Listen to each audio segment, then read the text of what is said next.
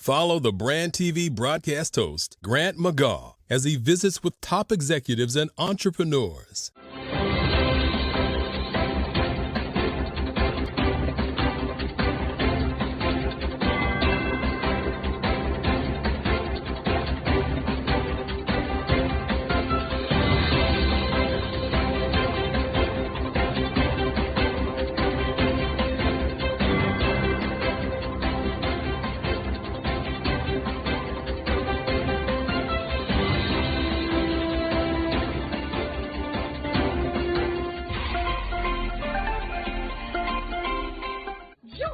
Dr. Eric Kelly III and a host of phenomenal speakers from all around the globe for this 7-day virtual event that you don't want to miss. The mission of the Black Business Expo is to raise scholarship money from kids all the way from high school all the way from college. The Black Business Olympics is one of the largest Black business showcases in the world. It is an opportunity for businesses and companies to showcase their businesses globally. We are going to be giving away laptops up to $5,000 away to students. Again, I'm Olivia Appleberry, the founder of 2 Cents Finance and one of the speakers for the expo. I am so excited to see you there. For more info, go to www.blackbusinessexpousa.com or call 919-308-9090 and hope to see you there. I am Black Business. From the moment I wake until the time I sleep. Yes, I am Black Business. I am Black Business. Tell me, are you Black Business? I am Black Business. Do you support Black businesses? Listen, I support Black business because I am Black Business. Black Business Expo, one of the largest business showcases in the history of Black business in the world. The world!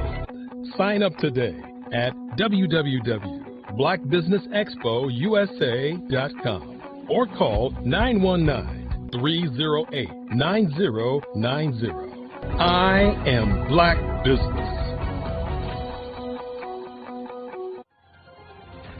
I am Black Business. From the moment I wake until the time I sleep, I am Black Business. I am Black Business. Are you Black Business? I am Black Business. Do you support Black businesses? I support Black business because I am Black business. Black Business Expo, one of the largest business showcases in the history of Black America in North Carolina. Join Dr. Eric Kelly III and a host of phenomenal speakers from all around the globe for this 7-day virtual event that you don't want to miss. The mission of the Black Business Expo is to raise scholarship money from kids all the way from high school all the way from college. The Black Business Olympics is one of the largest Black business showcases in the world. It is an opportunity for businesses and companies to showcase their businesses globally. We are going to be giving away laptops up to $5,000 away to students. Again, I'm Olivia Appleberry, the founder of 2 Cents Finance and one of the speakers for the expo. I am so excited to see you there. For more info, go to www.blackbusinessexpousa.com or call 919-308-9090 and hope to see you there.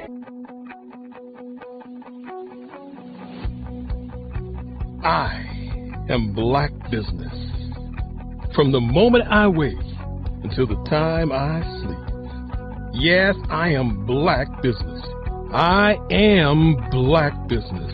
Tell me, are you Black Business? Black Business Expo, one of the largest business showcases in the history of Black business in the world.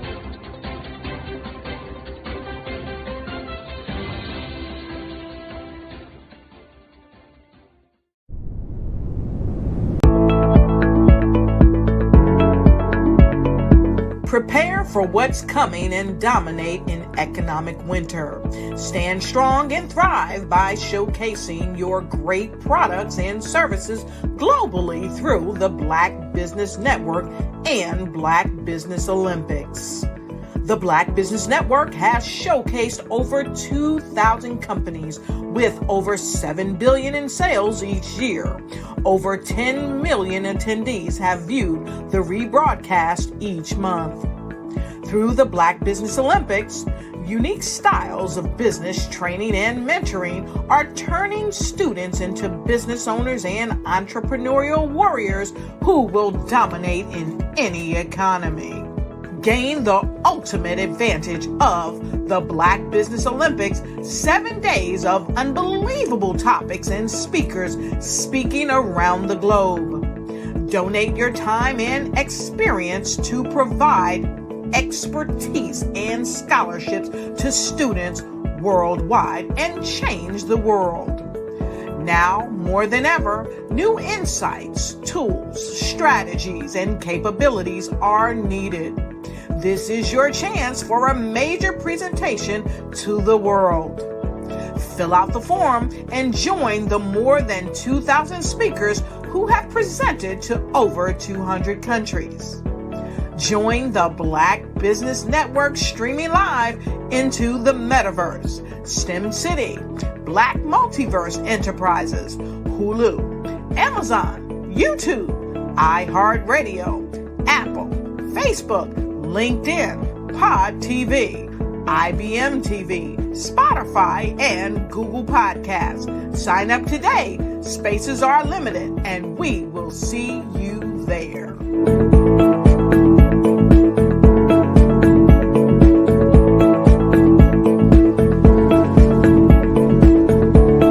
Over the past few years, we've seen the growth of existing and new initiatives focused on financial inclusion, building global networks, and reducing the wealth gap in response to the idea there's not enough seats at the table.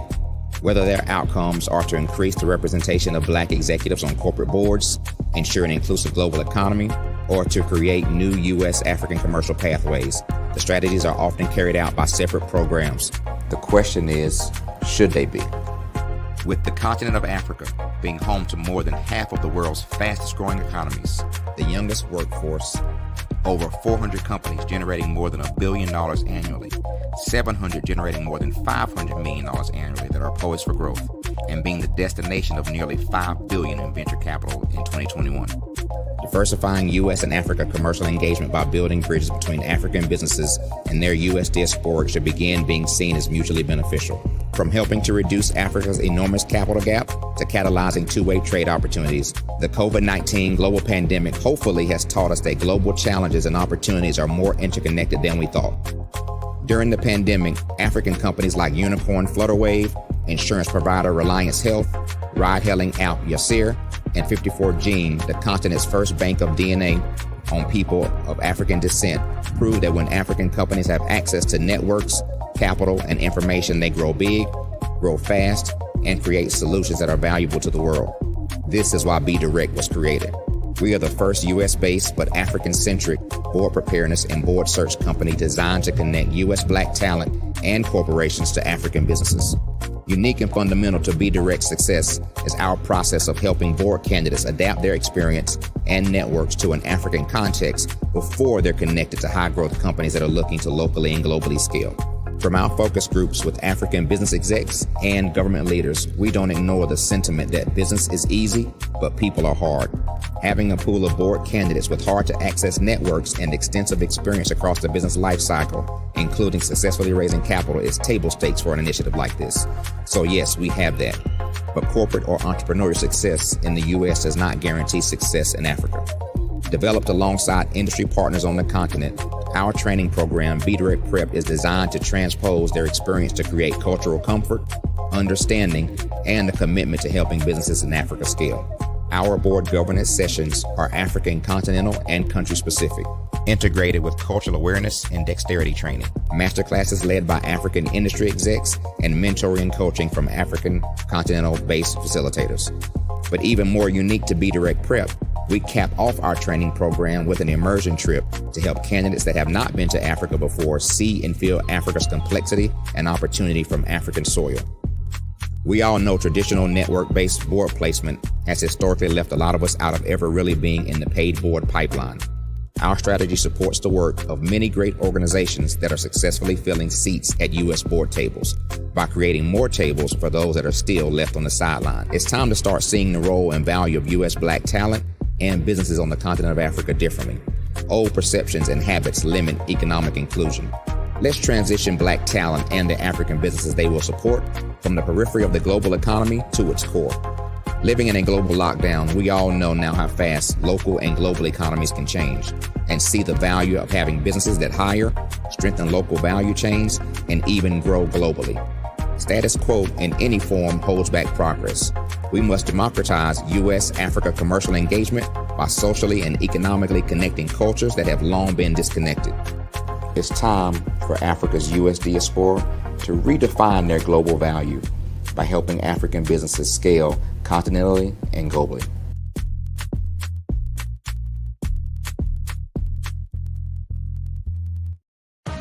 Are you an innovative entrepreneur or business owner ready to embrace the future of business transformation?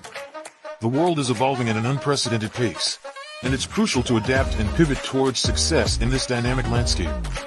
At the Hello LLC, we are dedicated to guiding you through this transformative journey, offering a comprehensive suite of services that extend beyond the metaverse and 3D immersive experiences. Our mission is to empower businesses and brands by assisting them in building, branding, systemizing, and automating their operations. We specialize in steering businesses from a two-dimensional existence to a thriving three-dimensional presence, where opportunities abound. We help businesses harness the power of technology to work smarter, not harder, enabling them to operate efficiently and stay ahead of the curve. Our diverse range of services includes: Our Biz in a Box is a complete business solution package designed to jumpstart your entrepreneurial journey. From strategic planning to digital infrastructure, we've got you covered. Your one app, one tap solution.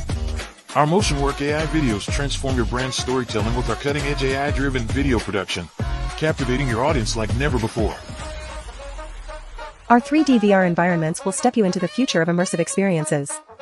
With our custom 3D virtual reality environments that engage and captivate your customers.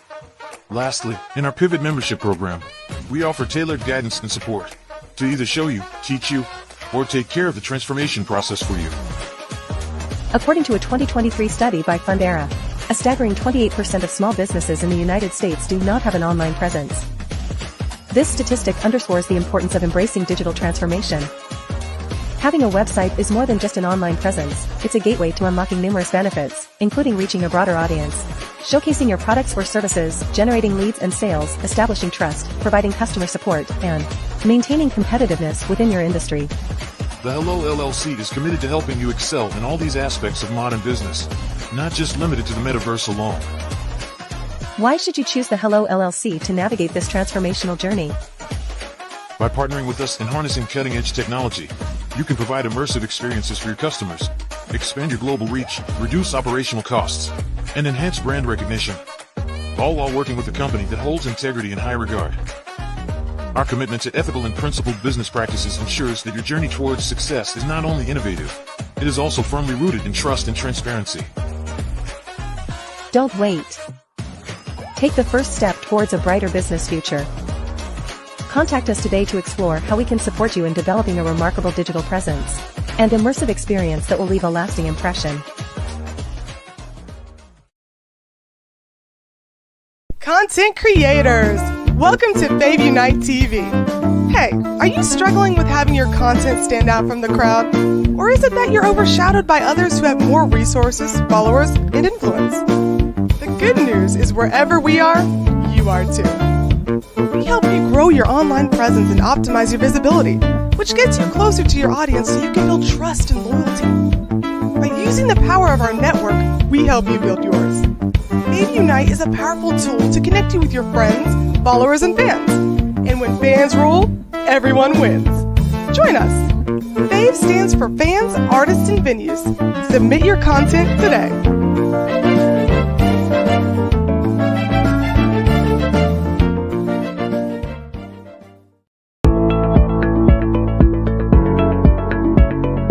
Prepare for what's coming and dominate in economic winter. Stand strong and thrive by showcasing your great products and services globally through the Black Business Network and Black Business Olympics. The Black Business Network has showcased over 2,000 companies with over $7 billion in sales each year. Over 10 million attendees have viewed the rebroadcast each month. Through the Black Business Olympics, unique styles of business training and mentoring are turning students into business owners and entrepreneurial warriors who will dominate in any economy. Gain the ultimate advantage of the Black Business Olympics, 7 days of unbelievable topics and speakers speaking around the globe. Donate your time and experience to provide expertise and scholarships to students worldwide and change the world. Now, more than ever, new insights, tools, strategies, and capabilities are needed. This is your chance for a major presentation to the world. Fill out the form and join the more than 2,000 speakers who have presented to over 200 countries. Join the Black Business Network streaming live into the Metaverse, STEM City, Black Multiverse Enterprises, Hulu, Amazon, YouTube, iHeartRadio, Apple, Facebook, LinkedIn, Pod TV, IBM TV, Spotify, and Google Podcasts. Sign up today. Spaces are limited, and we will see you there.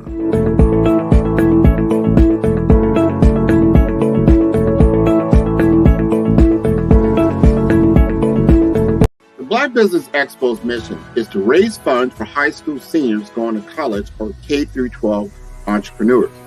This expo is a fundraiser for students.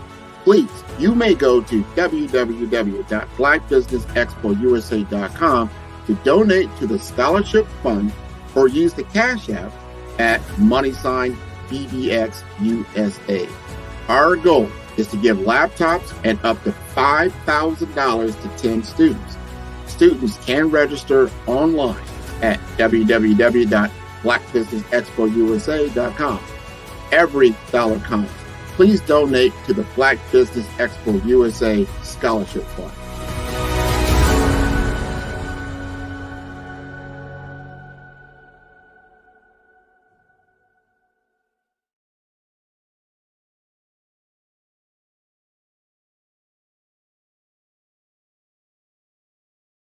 Phenomenal Tanya T. Wise, who is here from the great state of Maryland. Tanya, welcome and thank you for being with us today. Can you indulge our audience a little bit and tell them just a little bit more about who you are and what it is that you do?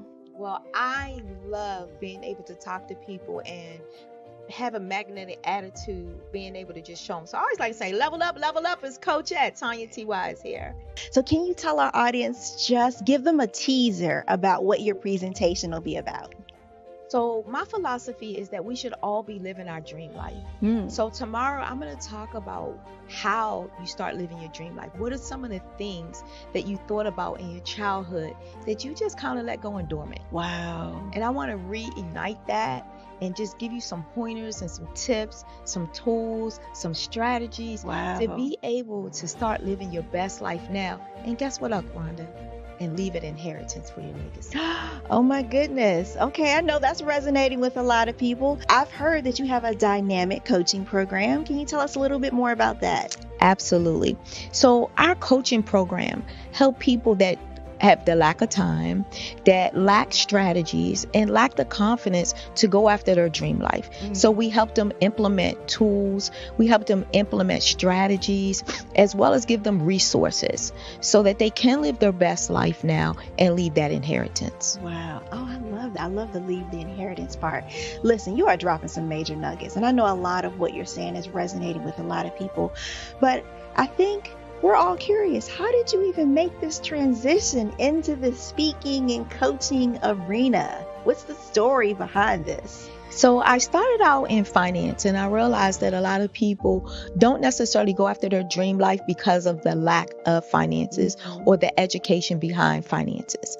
But it wasn't until I lost my firstborn, my only son, that life changed for me. And where I was going after it all, living the corporate life, hit my 6-figure income and living in my dream house with my dream man, driving my dream car. I nearly lost it all when I lost my son. And so I realized it only takes one financial catastrophe that can change your entire life. That's what made me start All New Beginnings.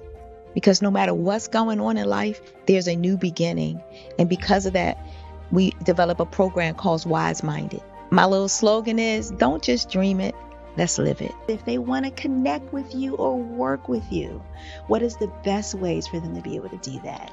Well, for my social media guru, you can connect with me on every single social media platform as Tanya T. Wise.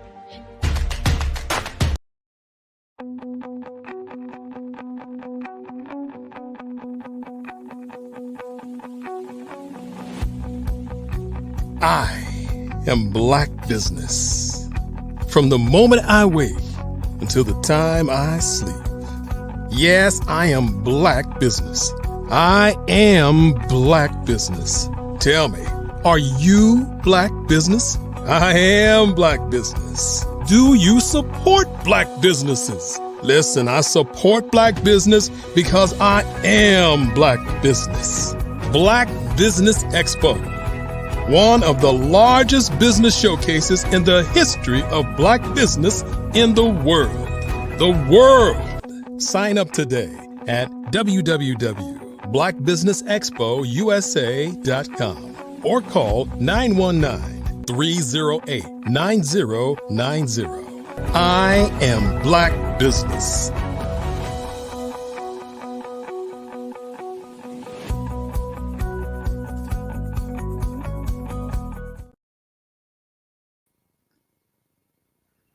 Good afternoon, business owners, entrepreneurs, thought leaders, and corporations. Welcome to the Black Business Network. My name is Melvina Ford. I am your business moderator for this afternoon on the Black Business Network. The Black Business Network is a 24-hour business network showcasing Black businesses, Black owners, entrepreneurs, and thought leaders worldwide. We have speakers from North Carolina, London, Singapore, Africa, Japan, and cities all over the United States. The Black Business Network is a global community sharing its business knowledge to empower, inspire, and educate businesses all about businesses. Today, I'm going to kick this session off with a fireside chat with a wonderful woman, and her name is Bukeka Bosedi Blakemore. Bukeka is an inspirational entrepreneur, an empowerment specialist, an executive producer, a recording artist. She's also the G100 Wellness and Wisdom Kansas City Chair. Mrs. Blakemore's passion is to use the power of her voice to promote self-worth and well-being. She has 30 years experience in the entertainment industry and has opened for entertainment and social activist icons such as Harry Belafonte, Maya Angelou, and Della Reese. She also has toured with R&B legend Olita Adams. Bukeka's work includes coaching and training corporations in areas of diversity, equity, and inclusion. Her unique presentation style includes using elements of music, art, and storytelling, which leaves audience wanting more.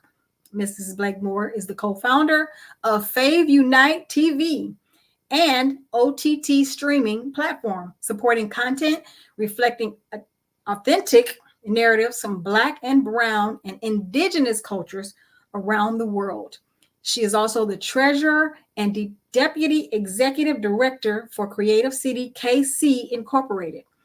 The organization is the focal point for Kansas City, Missouri's designation as the only city of music in the United States under the UNESCO, that's UNESCO, Creative Cities Network. Help me welcome to the stage now, Ukeka Bosedi Blakemore. Well, thank you so much, Melvina, for that wonderful, wonderful introduction. It's so great to see you. And my goodness, that smile changes the world. Thank you.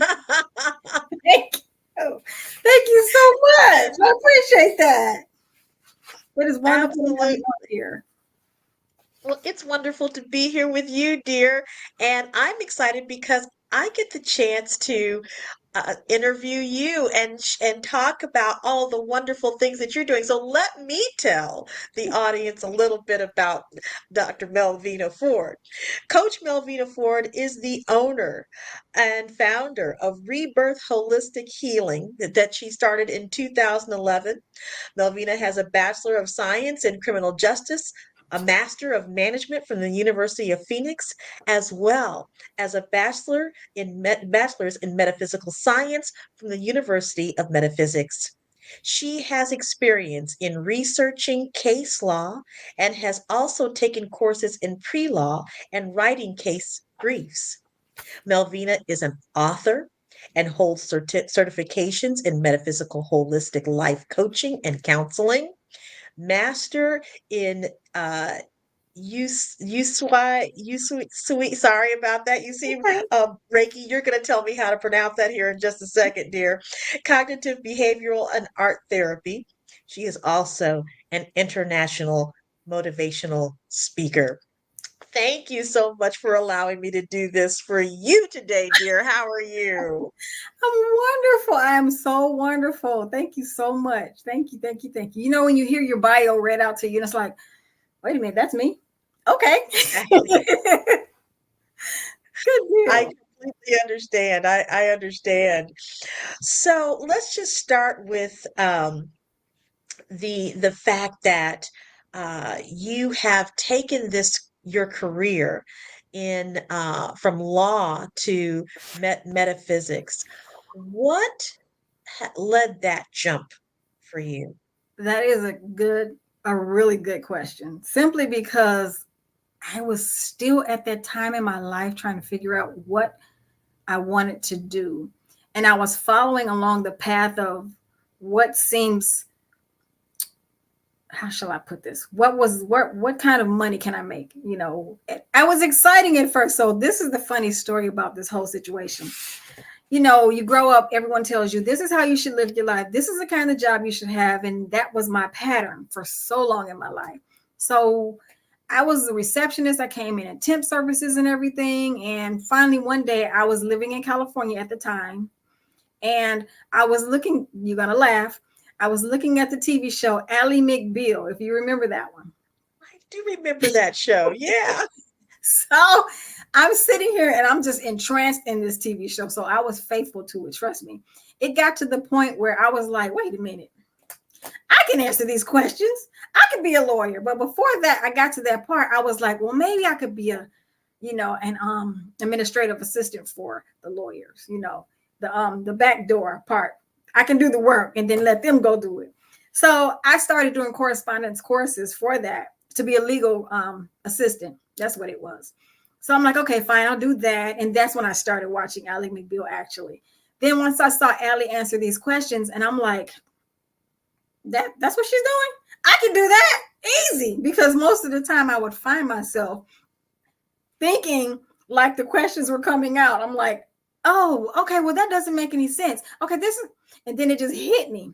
So that was a part of the beginning of the journey. Ended up going from there, starting pre-law classes, and then all of a sudden it changed again. Next thing I know, I'm doing other kind of law classes instead of going for a lawyer. The thing that stopped me, and I'm gonna be really honest with you, was the LSAT. I hadn't even gotten to that point to take the LSAT when I got the booklet. The book was like this thick, and it has these really mind-boggling questions. I looked at the first question. I'm like, I can't do this. Nope. I changed my mind. So I'm like, okay, let's go back to being a receptionist and front desk assistant and administrative assistant. That was where I started it from the ground up. I kept that as my back. I knew I'd have some kind of income coming in. Along the journey, I started asking questions of my own personal spiritual journey. But at the same time, I was trying to learn who I was. And life just didn't make sense. And I just kind of got to the point where it's like, I'm tired of following the path of everyone else. I began to find my no. I don't agree with that. Because, you know, when you're a kid, you're not allowed to say it. And then me being the youngest one of all my siblings, they were like at least 10 years and up. So everyone's telling you what to do, including your father and your brothers. And it's like, you could not say no to anything. I'm like, okay. So when I finally could, it's like, I don't want to do that. Nope, I don't want to do that.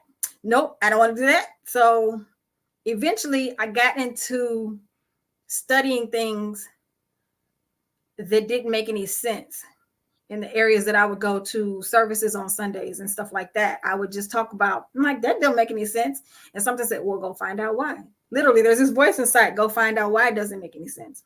And that began my journey into studying not only me, but everything else that was said, it's wrong. So somehow I ran into an old acquaintance. She told me about the University of Metaphysics, and it just lit up.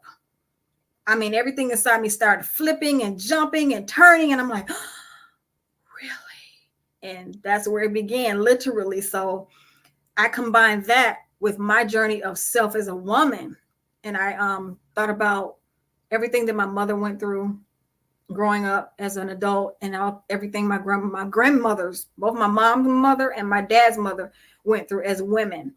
And I'm like, okay, I want to empower women, but I also want them to give them the tools that they need to be able to be empowered wholly, not just this is what you're supposed to do. This is what it is. You're not allowed to ask any questions. And, you know, I'm like, no, that's not empowerment. That's controlling and that's manipulation, at least in my book. So my goal was to combine everything I'm learning at the University of Metaphysics and empowerment for women. So that started the journey.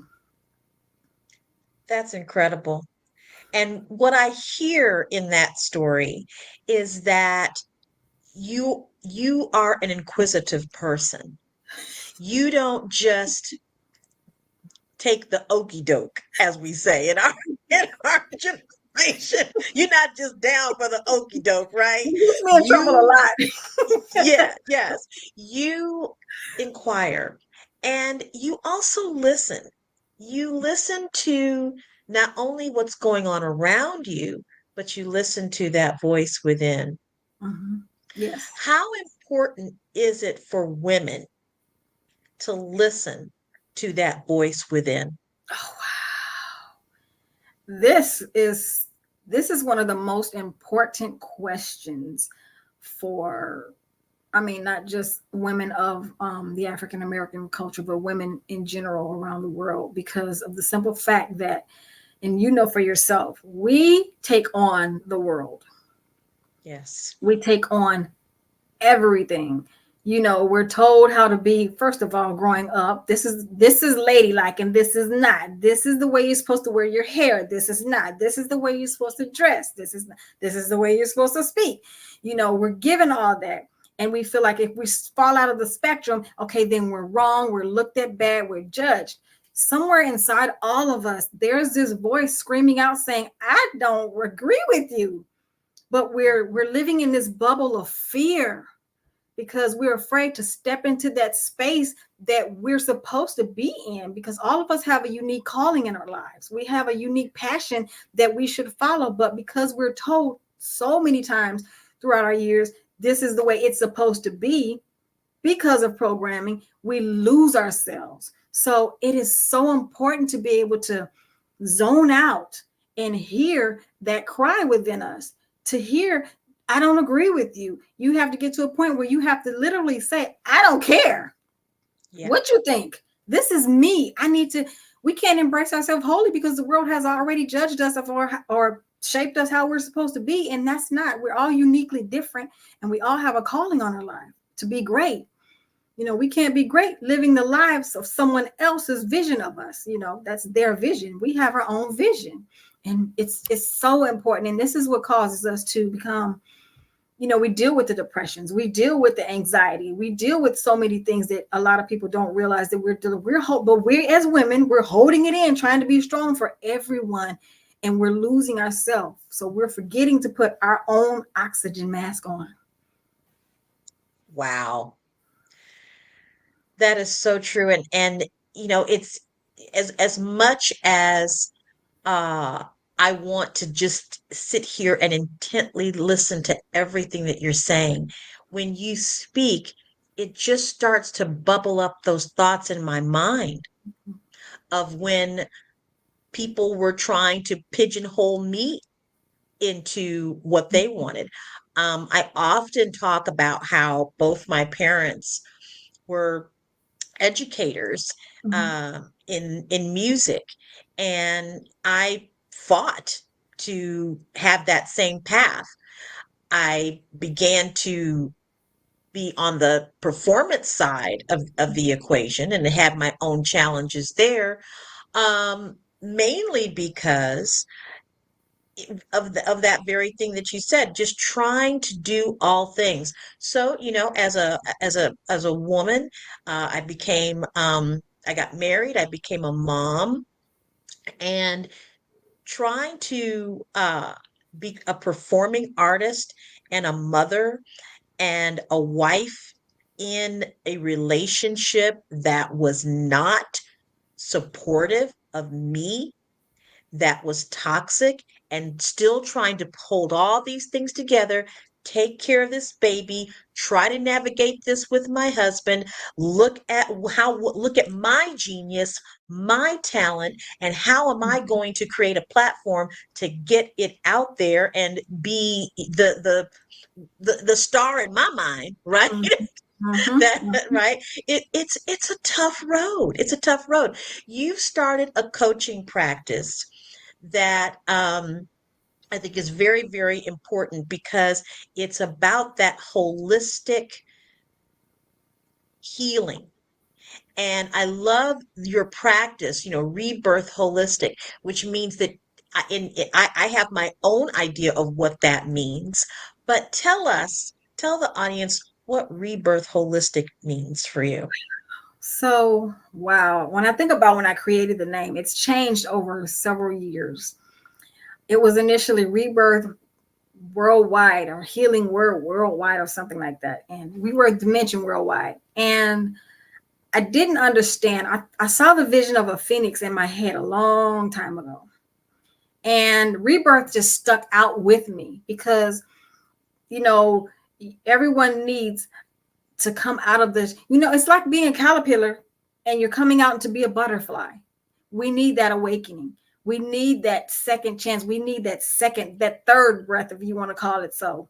We need to be able to have that reliving. I mean, it reminded me of, if you've ever seen X-Men and remember Jane, she was I forgot who she was initially, but then all of a sudden she transitioned into this phoenix that no one can control. They didn't understand her either, but it was the most beautiful, most powerful, the most, you couldn't even, when I finally saw that and understand what it was, I'm like, oh, it stood on my chest. So that word stayed with me. And I'm like, Phoenix, what is the meaning of a phoenix? Rebirth. Yes.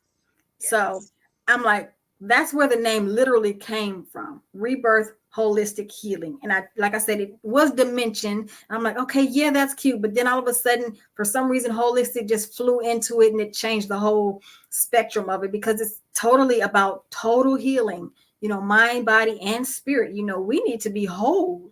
We need a rebirth. Everyone needs it, literally. Yes, my focus is on women because we stay strong. We don't know how to just say, okay, I'm tired. I'm ready to scream. I need my moment to take the pot and pan and beat it up against the wall or whatever we need to do so we can let out what we've been holding on to for years. And not only what we're holding on to that we've been through, but we're also holding on to what generations and generations have been given to us unbeknownst to the generations. The generational traumas that have been passed on from mother to child, unbeknownst, because of the unhealing hasn't been done. And it's important in order for someone to sit up and say, okay, when is this going to stop? Yeah. Wow. There's a song that I wrote. I'm going to send it to you. Okay. But it's called Just Like the Phoenix. Ooh. And the very first verse, the lyric is, "There's no mystery or myth as to how long I've been doing this." Mm. Let's see if I can. Oh gosh, I can't do it without singing it. And I'm not going to.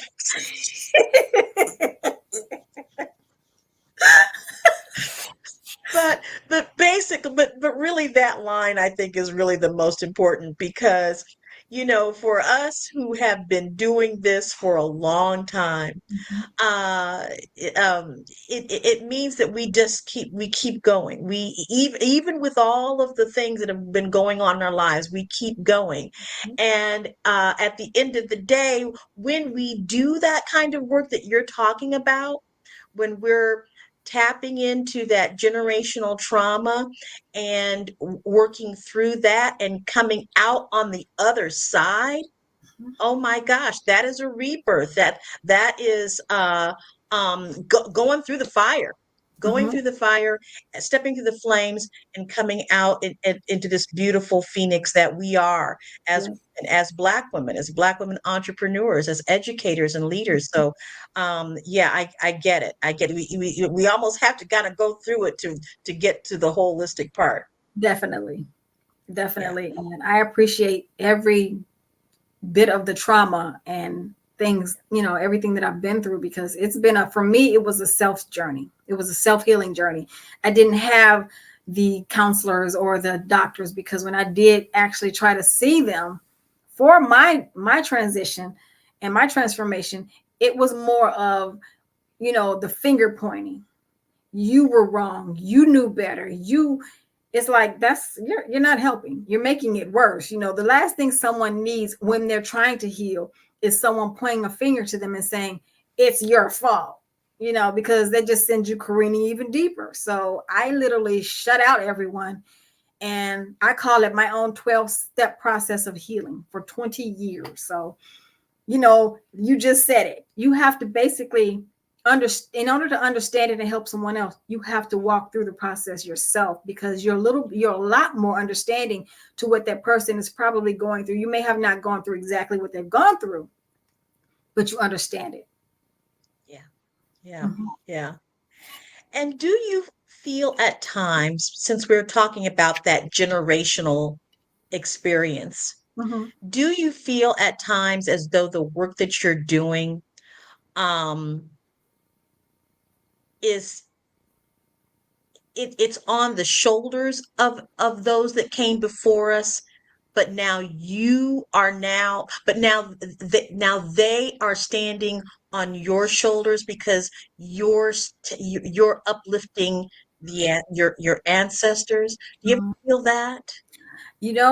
I didn't understand it at first, but now I do. I would have to say definitely, because if you look at it, there were things that our parents and their parents, they didn't even understand. They just were surviving, trying to live from day to day.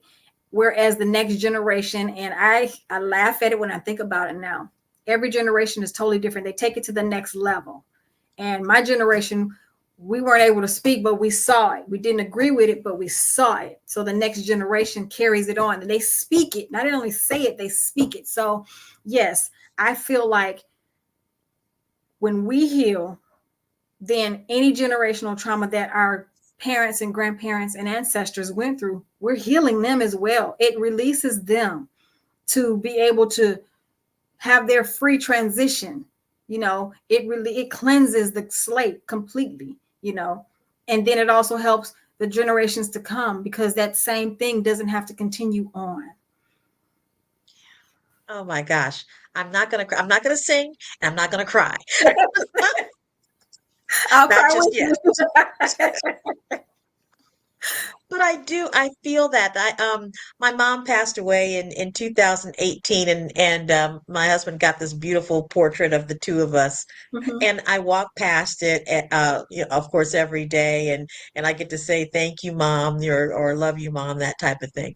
And one of the things that I've noticed of late is the work that I'm doing, not only on Faith Unite TV, but also in this capacity of executive director for Creative City, Kansas City. And I see so much of her in me. I really do feel like there's a part of me that is expanding her legacy. So that's why I asked about our ancestors, our mothers and sheroes standing on our shoulders like we've stood on theirs. Mhm. The other thing I wanted to ask you too is what are some of the questions that some of your clients come to you with, and not anything in specific necessarily from your clients, but in general, what are some of the things that you hear people saying to you when they come to you for assistance?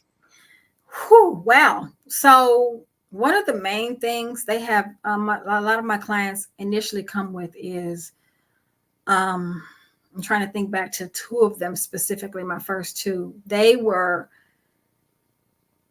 in fear. They knew they had a voice, but the fear was there. They didn't know how to stand in their own power and use their own voice because of what we've grown up in and what our parents wanted us to be. And we don't want to disrespect any of our elders or our parents, but at the same time, we want them to actually take time out to hear us, so that's what they were really dealing with. That's where the struggle comes from. And that's where also the devaluing of self comes from. We put ourselves down because these are the things that we've heard from our parents, or our grandparents. And they're like, you never do this because you're not supposed to do this, because they just didn't agree or didn't understand about how life changes consistently and nothing ever stays the same. So their biggest deal, and most of them, is finding their own voice. How do I find my own voice? How do I speak up without being disrespectful and still love and receive love and be heard?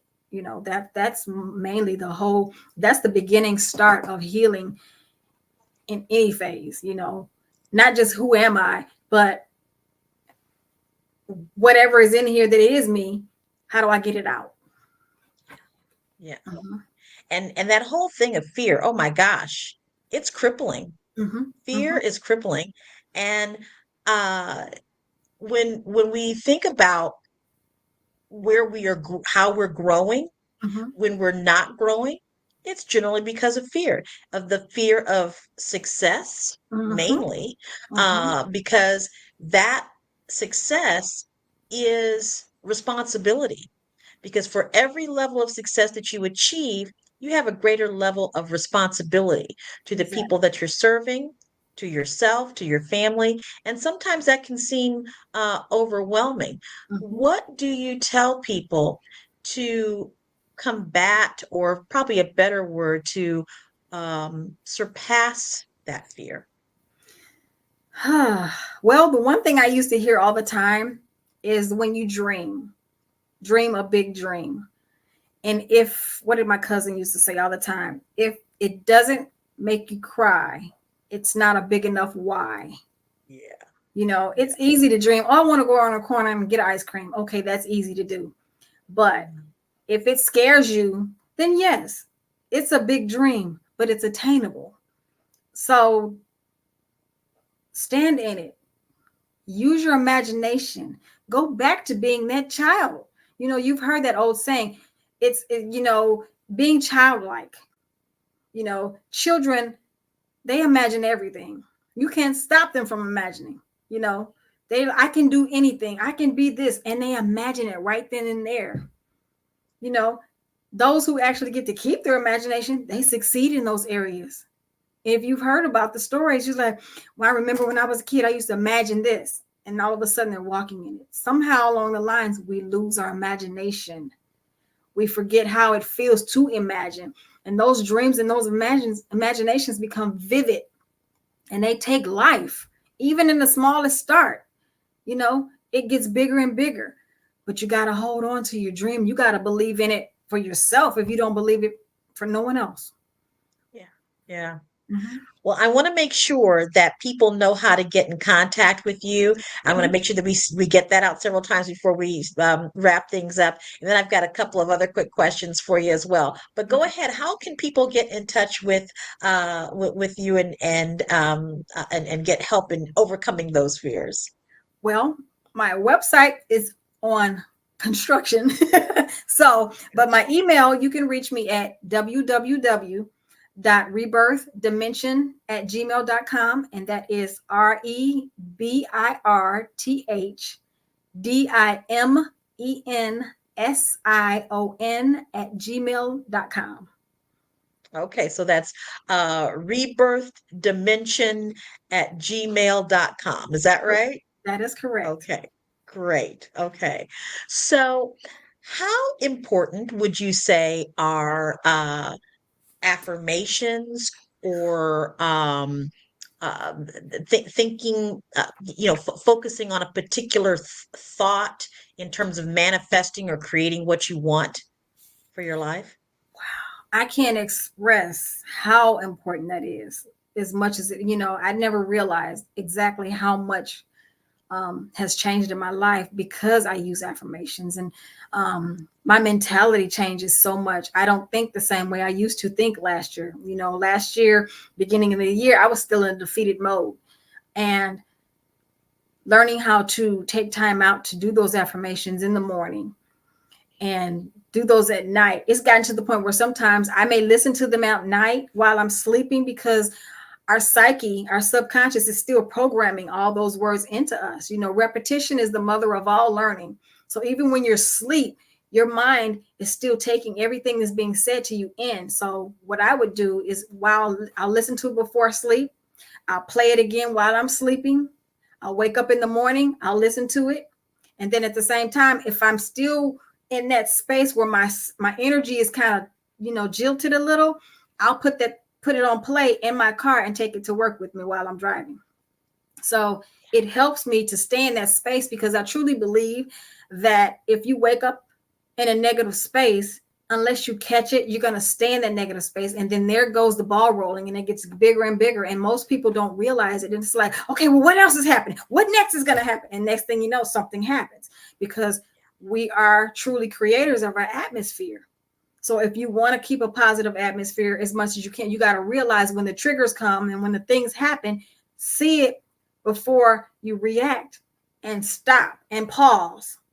Let all the things that you've just put into your spirit catch you before you jump off into to screaming and yelling. And so, yes, affirmations play a huge part, and it shapes your life. It shapes people around you.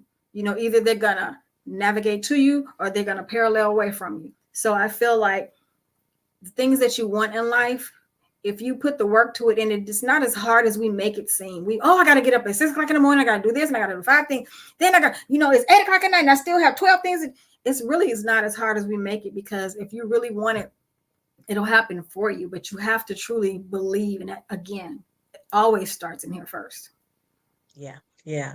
And it's energy too. I mean, when you're in that sense of stress and tension, I mean, even me just doing this, there's a sense of energy that's constricting, right? But when I'm at peace and when I have an affirmation or a thought that enables me to feel good about my day, to feel good about the moment that I'm in, that energy completely shifts, and you can feel the difference between energy that's constricting and energy that opens the door and has a pathway to feeling better. So those affirmations for me are very important. I'm gonna tell a really quick story. A few weeks ago, the Kansas City Auto Show was here. And my husband and I went to the auto show. I sat in, I think it was a 2024 BMW SUV. Okay. And so I said, I videotaped myself saying, I am getting ready to purchase my new car today. Right. And so I said something grand, but I did say that it was something about, that it starts in the mind, and that's how things manifest, right? 3 days later, my car was stolen. Wow. Yesterday, my son works for is in finance for a car dealership. I bought a new car, and and when I realized that it was my very first in all my years of having my first brand new car. Wow. And I went back to my video and I said, see, it starts in the mind, starts with the thought. You control your day. You control everything about it. And we just blurb off at the mouth, and it's like, wait a minute. Let me reel that back in. Hold on. Let me I changed my mind. I don't want I didn't mean it. I didn't mean it. So yeah, it was a roundabout way of getting there. I don't know if I really would have. You had to do it that way. I get exactly what you're saying. Well, tell everyone again how people can reach you. You can always reach me by my email, which is rebirthdimension@gmail.com. rebirthdimension@gmail.com. And I will definitely get back with everyone within 24 to 48 hours. Wonderful, wonderful. Well, I know you're the moderator today. You got to be the moderator and the interviewee. Right? But thank you for letting me do this for you, because I so appreciate you, the work that you do, the energy that you have, the smile that you bring, and the healing that you give to others. So thank you, Dr. Melvina Ford, for being who you are and doing all the wonderful work that you do. And I'm going to let you, as the moderator, move us into the next phase of Black Business Network. Right. I enjoyed you so much. And this was a pleasure. And I look forward to us speaking again together. Yes. And thank you for coming. Thank you for sharing your expertise and showing this, even though it was about me, this is about us. Thank you again for sharing your expertise. And genius is on the other side. Thank you. Bye for now. Bye. Bye.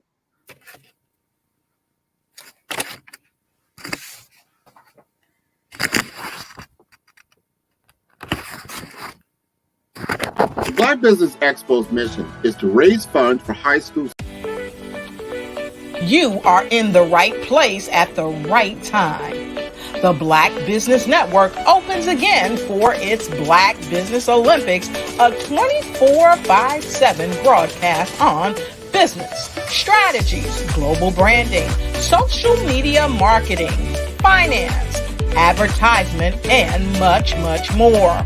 Featuring the top, most powerful entrepreneurs and speakers and thought leaders from all around the world as they gather together for this phenomenal event.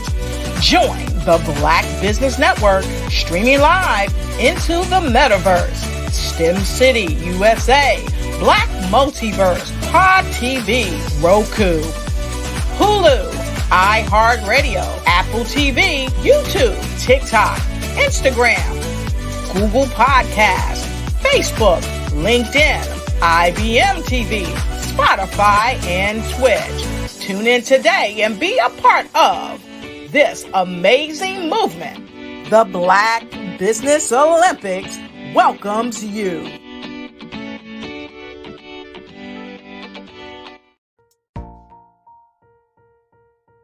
Have you ever seen a parent stressed out and needed a stress reliever with their child?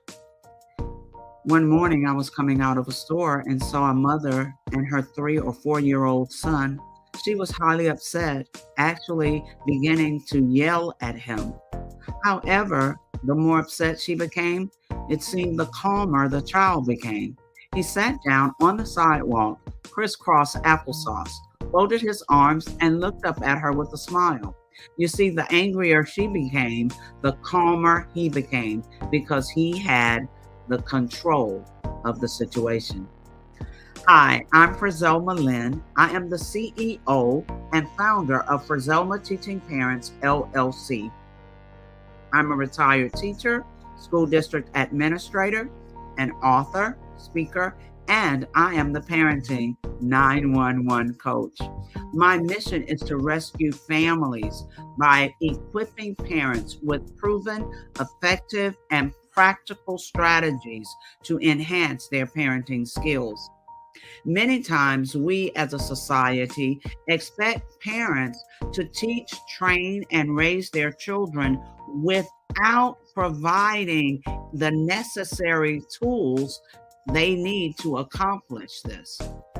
However, parenting issues cannot be resolved without intervention. Therefore, Frizelma Teaching Parents has provided coaching programs, digital courses, and live webinar trainings to provide step-by-step research-based parenting strategies, even for parents whose children are disrespectful, defiant, for those who have been diagnosed with ADD and ADHD, and even for parents of adult children. No longer will you have the need to feel like you are a failure as a parent. You'll now have the tools needed for each situation. Trust me on this one. Go to www.parenting911.org. Book a 15-minute strategy session with me or choose one of the coaching programs. Our training helps parents relieve stress. I was born in a little village on the island of Haiti. Many deadly diseases pounded me. It is as if they were on a mission to end my existence on this earth. I refused to give up. In 1983, I left Haiti and came to the United States of America. And I came with $5, 2 shirts. I didn't speak in English. I came to Atlanta. I got a job. I was a doorman. I was a doorman with a dream. What I used to come on stage. I'd rehearse this moment that I'm standing in front of you. That's the power of a dream. Maybe today is the day you begin acting as if you already have it. And then step out with full force. Take a risk. No condition is permanent.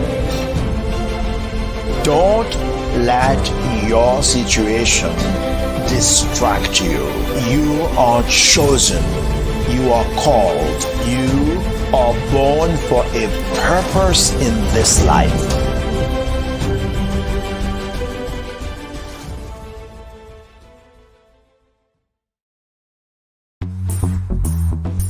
Attention all entrepreneurs and companies. Are you looking for reliable and efficient virtual assistants and back office support to help you manage your business tasks? Look no further than Superwoman Business Services. Our team of virtual assistants provides a full range of administrative support services, including operations management, social media marketing, and much more. We also offer website design services to help you create a professional online presence that reflects your unique brand. In addition to administrative support and website design, we offer business development and structuring services to help you grow your business and achieve your goals.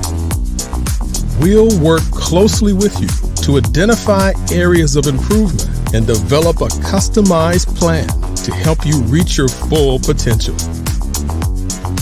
At Superwoman Business Services, we understand that running a business can be overwhelming and time-consuming.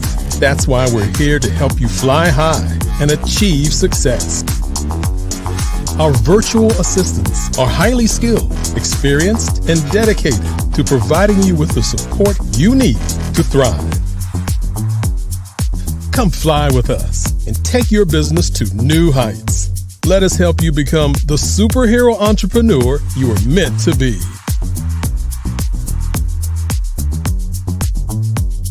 Contact Superwoman Business Services today to learn more about our back office support services.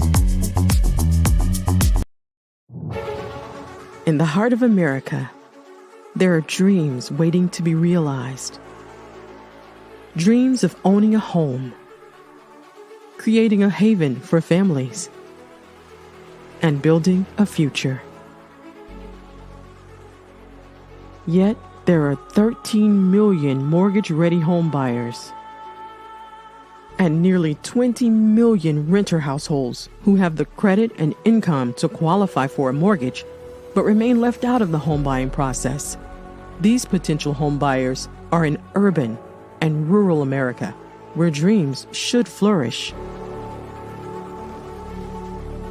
The big banks, the giants of finance, have all exited the mortgage lending business, decreasing their lending footprints across America. They are no longer present and active in these communities. Instead of offering opportunities for home ownership, some of these banks have chosen a different path. They have decided to become mega landlords. They have chosen to invest billions of dollars in rental homes, leaving potential home buyers with fewer options and stuck in a cycle of renting without the chance to build equity and create a legacy for their families. Here is the shocking truth. A report issued by the Home Ownership Council of America revealed that if lenders were to step forward and serve this underserved market, they could conservatively increase their loan volume by $1.5 trillion. $1.5 trillion. This is $1 trillion business opportunity, ripe for the taking.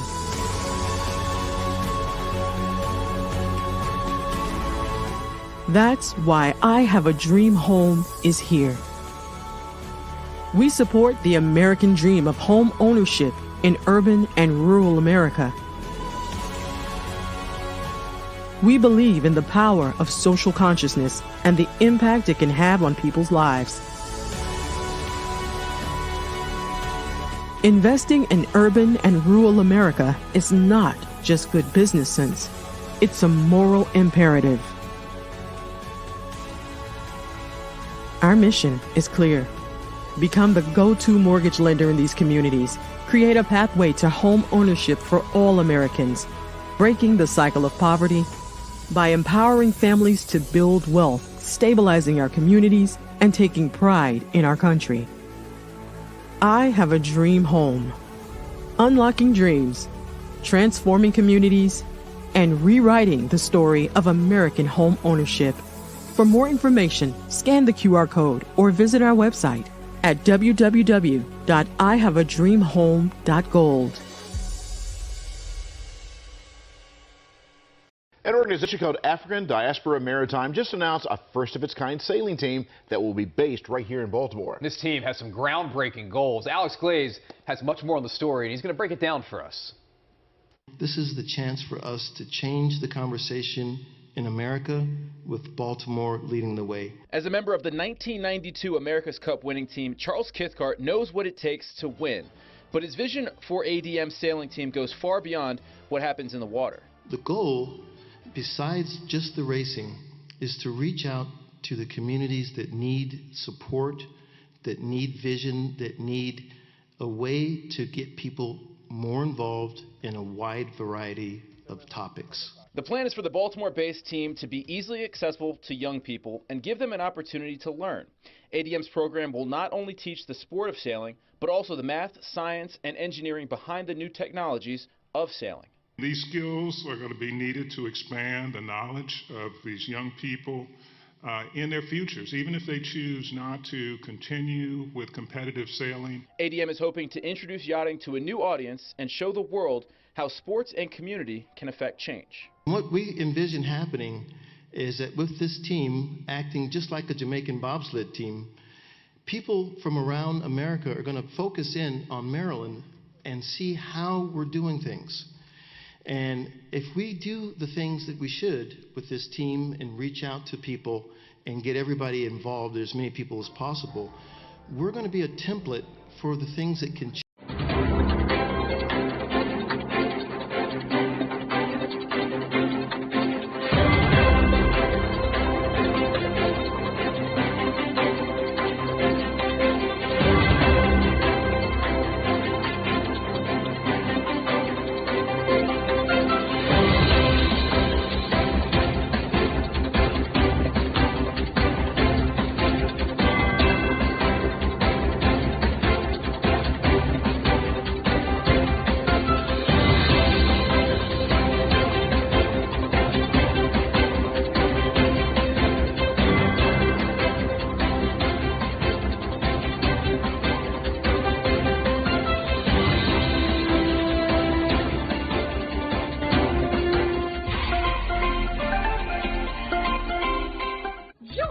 Dr. Eric Kelly III and a host of phenomenal speakers from all around the globe for this 7-day virtual event that you don't want to miss. The mission of the Black Business Expo is to raise scholarship money from kids all the way from high school all the way from college. The Black Business Olympics is one of the largest Black business showcases in the world. It is an opportunity for businesses and companies to showcase their businesses globally. We are going to be giving away laptops up to $5,000 away to students. Again, I'm Olivia Appleberry, the founder of 2 Cents Finance and one of the speakers for the expo. I am so excited to see you there. For more info, go to www.blackbusinessexpousa.com or call 919-308-9090 and hope to see you there. I am Black Business. From the moment I wake until the time I sleep. Yes, I am Black Business. I am Black Business. Tell me, are you Black Business? I am Black Business. Do you support Black businesses? Listen, I support Black business because I am Black Business. Black Business Expo, one of the largest business showcases in the history of Black business in the world. The world! Sign up today at www.blackbusinessexpousa.com or call 919-308-9090. I am Black Business. I am Black Business. From the moment I wake until the time I sleep, I am Black Business. I am Black Business. Are you Black Business? I am Black Business. Do you support Black businesses? I support Black business because I am Black Business. Black Business Expo, one of the largest business showcases in the history of Black America in North Carolina. Join Dr. Eric Kelly III and a host of phenomenal speakers from all around the globe for this 7-day virtual event that you don't want to miss. The mission of the Black Business Expo is to raise scholarship money from kids all the way from high school all the way from college. The Black Business Olympics is one of the largest Black business showcases in the world. It is an opportunity for businesses and companies to showcase their businesses globally. We are going to be giving away laptops up to $5,000 away to students. Again, I'm Olivia Appleberry, the founder of 2 Cents Finance and one of the speakers for the expo. I am so excited to see you there. For more info, go to www.blackbusinessexpousa.com or call 919-308-9090 and hope to see you there. I am Black Business. From the moment I wake until the time I sleep. Yes, I am Black Business. I am Black Business. Tell me, are you Black business? I am Black business. Do you support Black businesses? Listen, I support Black business because I am Black business. Black Business Expo, one of the largest business showcases in the history of Black business in the world.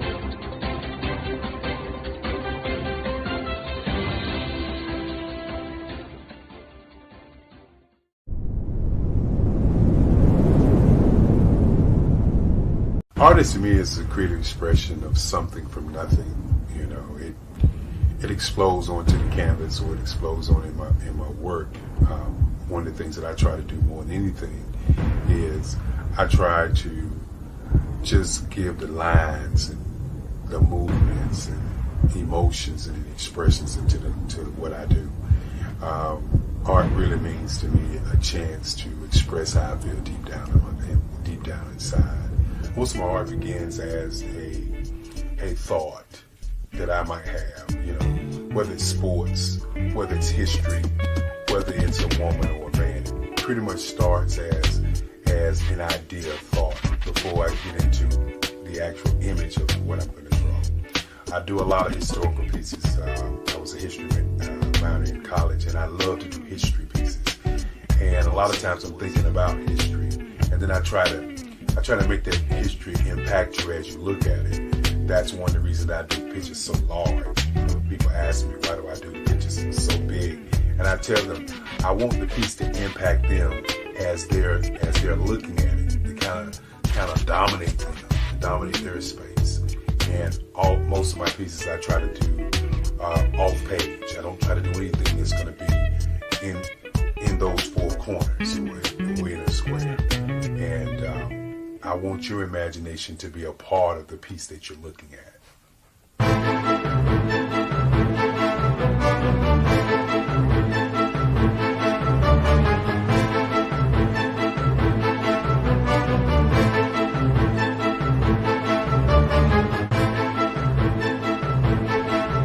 The way I feel when I'm drawing, when I'm creating something, is I feel free. I feel like there is an anticipation of something that's going to come. I try not to draw first. I try to draw second. And what I mean by that is I try to allow myself to kind of get into the piece and just relax. Sometimes I miss time. I'll draw 2-3 hours, sometimes 4 hours. And while I'm drawing, it's just a free. I just feel free. I mean, I feel like time stands still.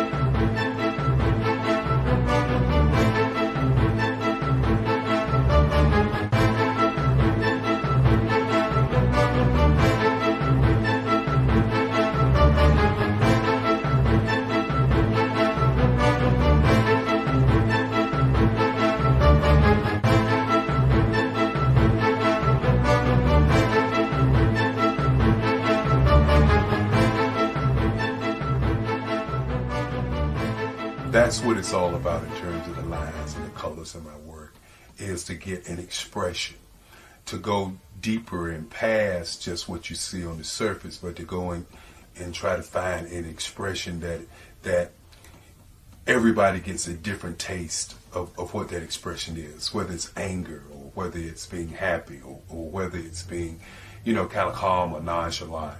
That expression that people take away from the piece is the most important part of what I do as an artist. Bold is the size of my pieces, where I try to do the piece larger than life, to kind of push forward toward you. That's what the boldness is all about. It's not so much about the lines, it's about the size.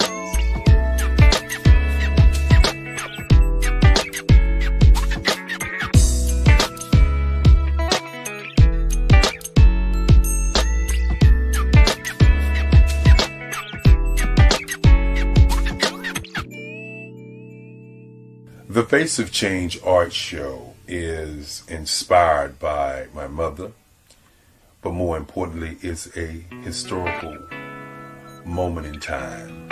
as the pieces depict different emotions and expressions of Barack Obama. The 44th president is indicative of the 44 pieces of art that I have done in this particular collection. When you begin to think about expressions and portraits, this is a portrait gallery of expressions of what transpired as Barack Obama ran for office. Some of the pictures are abstract and some are expressionistic.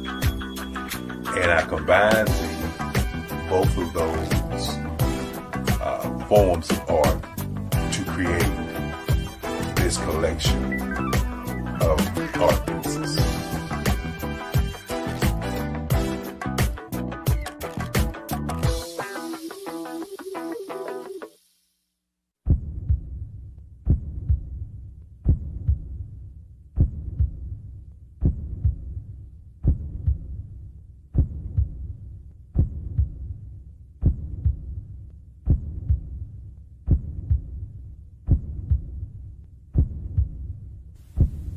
Overcomer, brilliant, ambitious, motivated, awesome. Obama.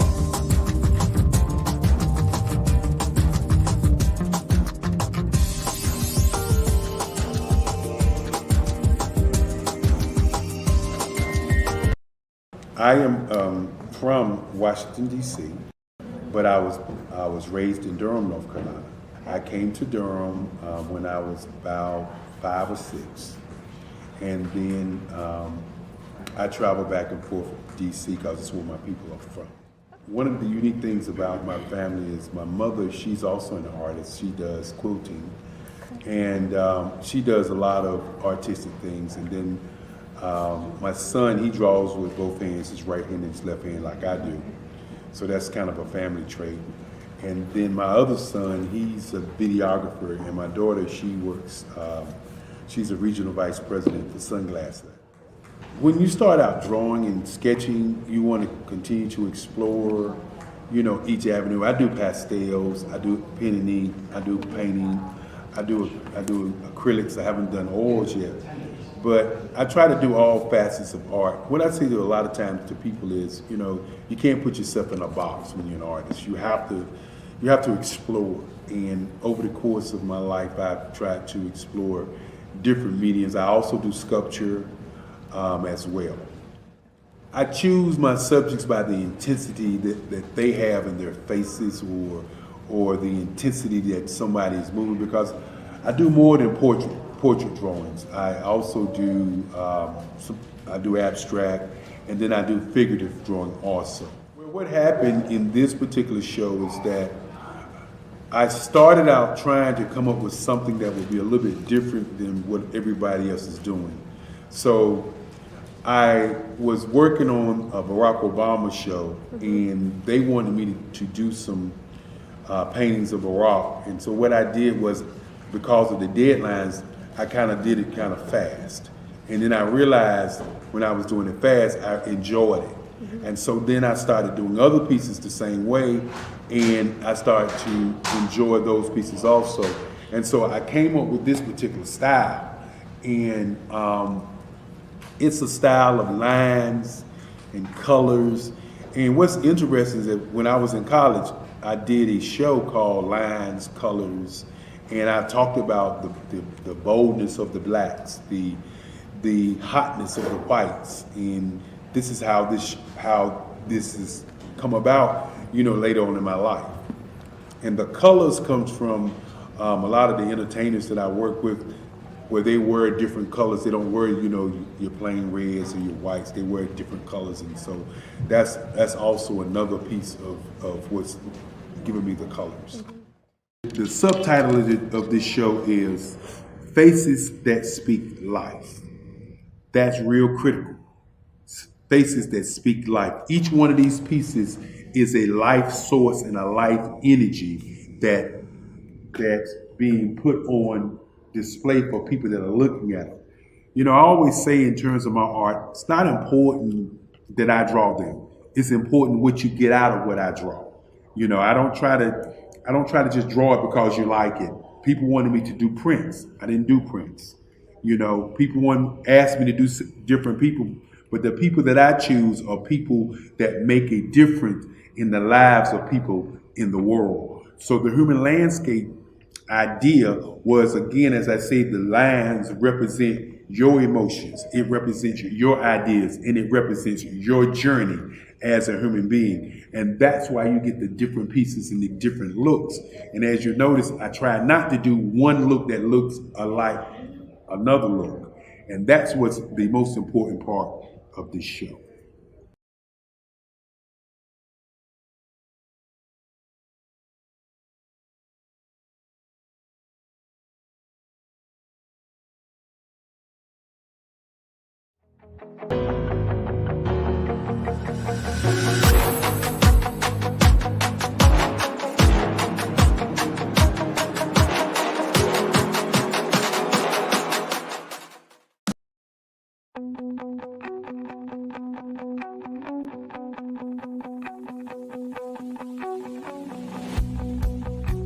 I am Black Business.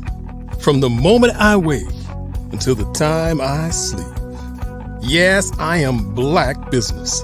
I am Black Business. Tell me, are you Black Business?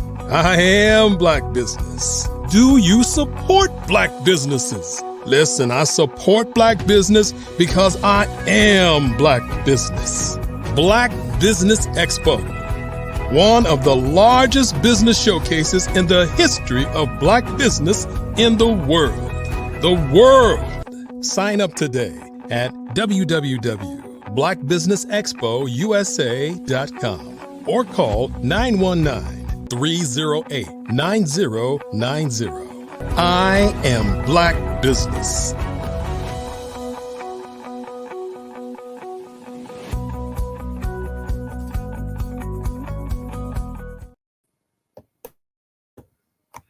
Good afternoon, business owners, entrepreneurs, thought leaders, and corporations.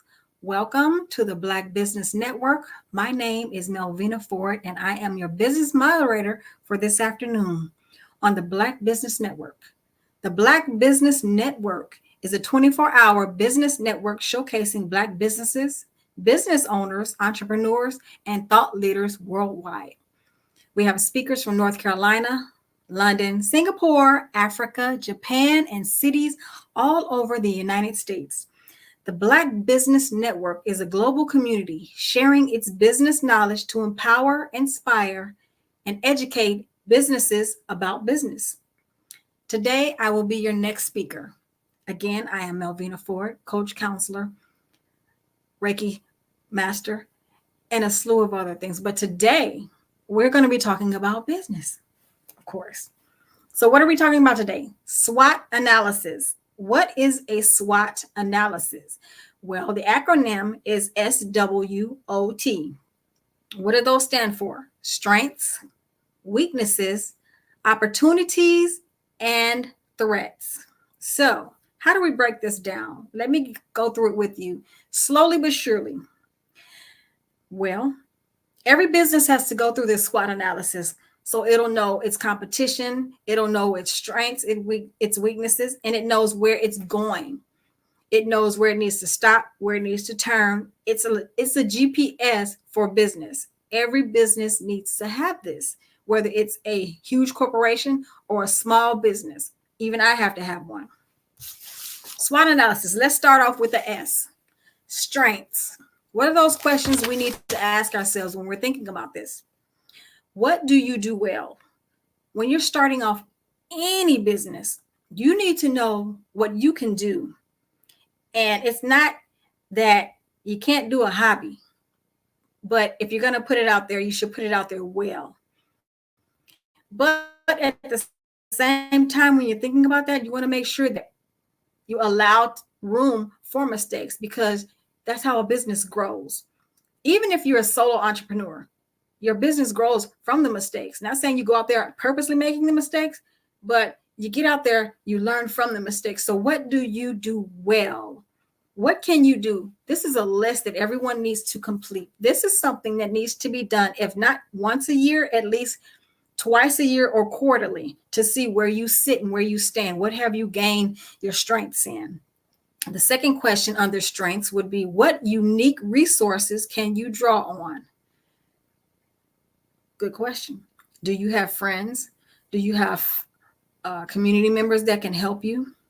What inner strengths do you have to make this situation better? So say, for instance, myself, I am initially starting off, I had a virtual assistant business. Where were my resources that I could draw upon? Everything that I knew how to do, from being a receptionist, being an administrative assistant, all the talents and things that I learned within the office realm, those are the things that actually helped me to start the virtual business. If you know how to create flyers, I knew how to create flyers. I knew how to create newsletters because that was something that was given to me. Take on all the things you've learned, even in high school. When I was in high school, I learned how to type. That was one of the positive things for me that helped me in a virtual business. Most virtual businesses, you need to know how to type. Most businesses, you need to know how to type, or you should have someone that can help you learn. Third question, what do others see as your strengths? That is a very good question, because the thing about it is, it's not so much as what you know, but also those who watch you, who pay attention to you, who see where you're good at, they see the things that you don't even pay attention to because you're so busy going. So they're actually observing what you do. They're watching your work. They're taste testing if you're a cook. If you're an artist, they're watching your work. They're seeing how you're doing it. They're seeing whether you're getting better or not. Critique from outsiders those are your people who are actually your customers. Those are your best customers, because they're going to tell you. Now, not to say to lose who you are. Never lose your creativity. Never lose your uniqueness, because when you're starting a business, it's basically about your thought, where your heart is and your passion in it. But it's also good to be able to take some of the information that you've received from others, to take what you already have and make it better. It's not doing it for them, it's doing it for you. Remember, everything is always going to be about you and making this business something that can serve the community on a very high fashion. And you want to make sure that the business is continual. You don't want to put a product out there and just say, okay, I did it one time. You want to make sure that whatever you put out there, that they're going to say, you know what? Look at this. They want to share it with other people. They want to share it and say, look at this. Or they want to put it somewhere where someone sees it. Or if you're a cook, they want to brag about it. So others see what you're doing and they brag about it. That's the number one best way of marketing any business, is your customers, your friends, your family. If they really support you, they're going to put the word out there and they're going to say how good it is and you should try this product, whatever it may be.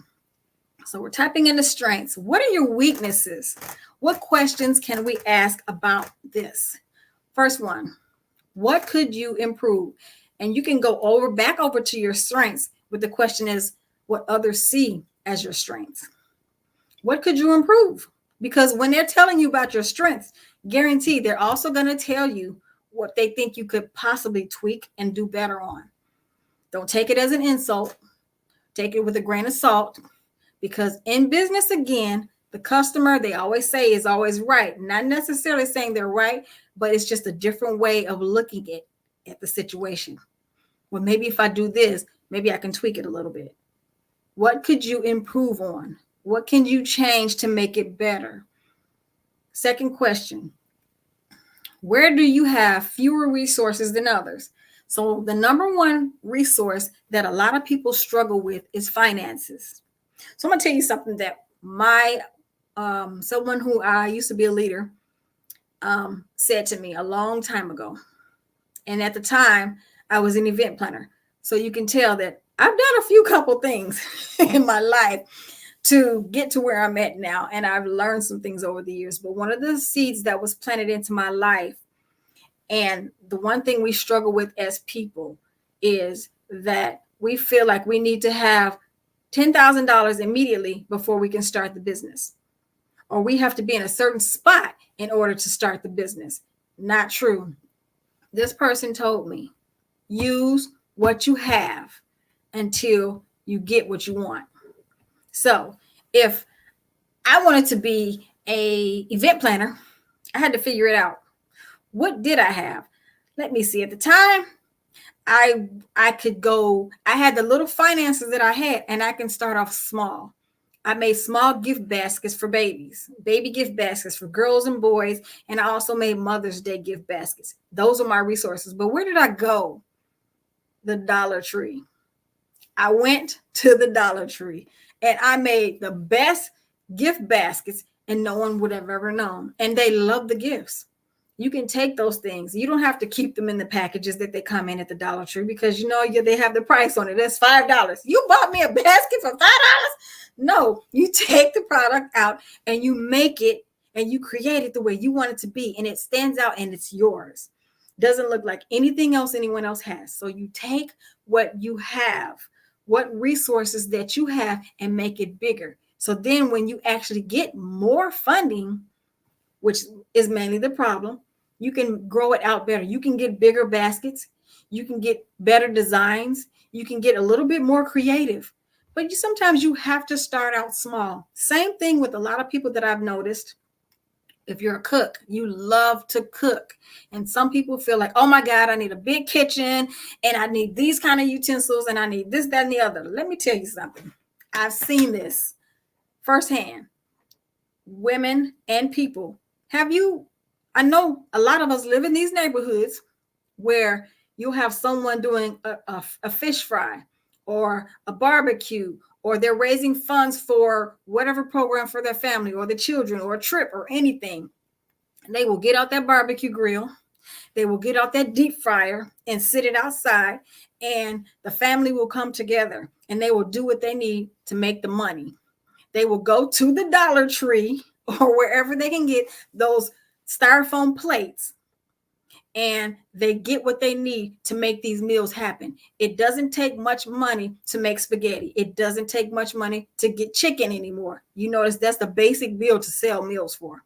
That's the basic meal for African Americans when we really want to make money. And it's a filling meal. It's not, well, you do have to know how to cook, of course, but it would help very much so if you want repeat customers. So if you're trying to get a big goal of $10,000, you can do it weekly.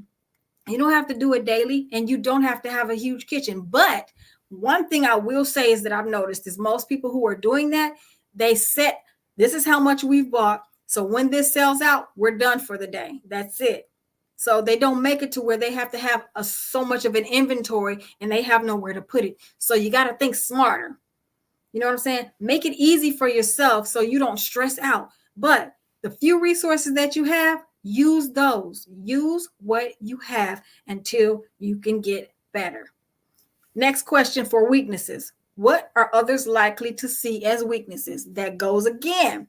Strengths and weaknesses. And I did just point that out. Like I said, when you're asking someone about your weaknesses, guaranteed they're going to tell you, when you're asking someone about your strengths, guaranteed they're going to tell you about your weaknesses.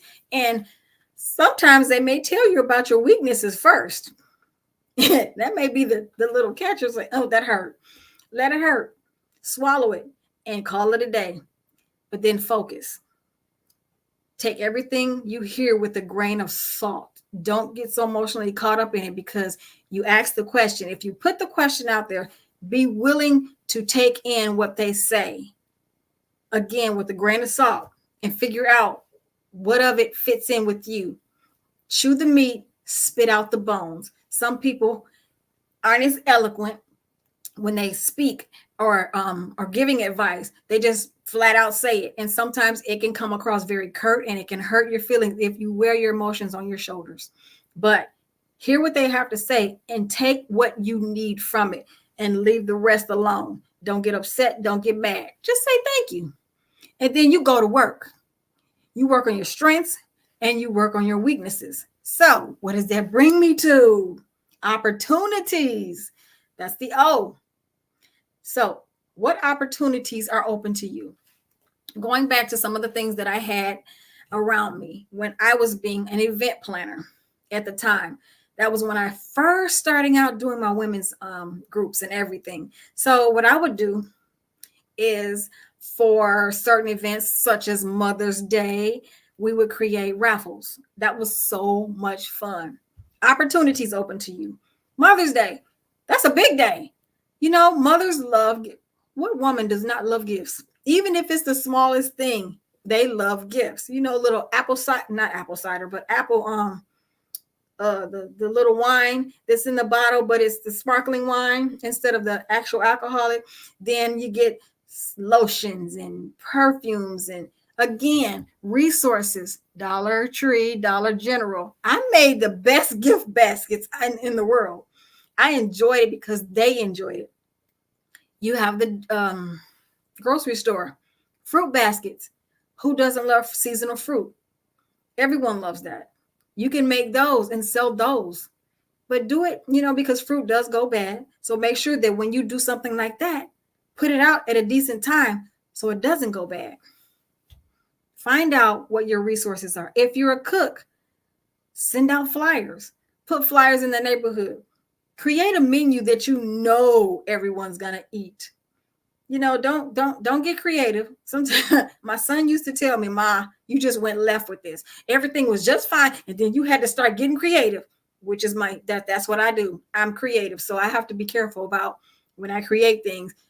I have to figure out which market I'm trying to penetrate. So that's another thing with these opportunities. Figure out your target market. If you know you're in a neighborhood that people like just fried chicken and spaghetti and maybe potato salad and the French bread, do that. But if you're going to do a little bit more and you want to kind of splurge on it and make some pasta spaghetti with shrimp or whatever, you know, see, that's my brain. Then you got to think about the crowd you're going to do it with. You can't just do it with everyone. You have to kind of like, and if you really want to know how to help yourself, create samples, opportunities. Present the opportunity in a smaller fashion. That way, those who really want to, I want to try that. Do you make that? That was good. Get the information. Write it down. Figure it out. Okay, these people like this type of meal, but this one allows me to be creative. I get to splurge a little bit, you know. Next question. What trends could you take advantage of? Now, there are a million trends going out there. The one thing I will say, since we now have social media, pay attention. Go on to social media. That's one thing that will help you, but also get into your neighborhoods. See what people are talking about. See what they're liking. Drive around and see what is going on in your community to see what people are starting to like now. Put your ear to the ground. Ask people. You know where's a good place you can go to find out what people like? I'll give you a few of them. You got salons, you got barbershops, you have, if you go to these places, a lot of people go out to bars.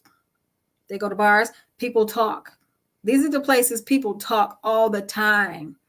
Places that people frequent. Go to the gas station, just go in there and you will hear someone talking, pumping your gas. Pay attention. People talk. Girl, did you hear such and such and such? Oh, for real?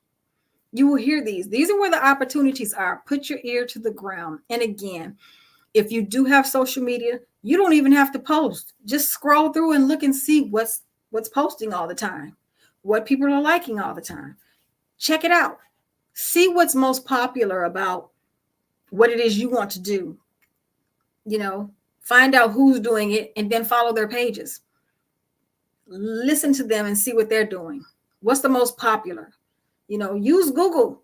Google, type in a certain word, whatever it's according to. If you're a cook, you like to cook, what foods are popular right now? Type it out.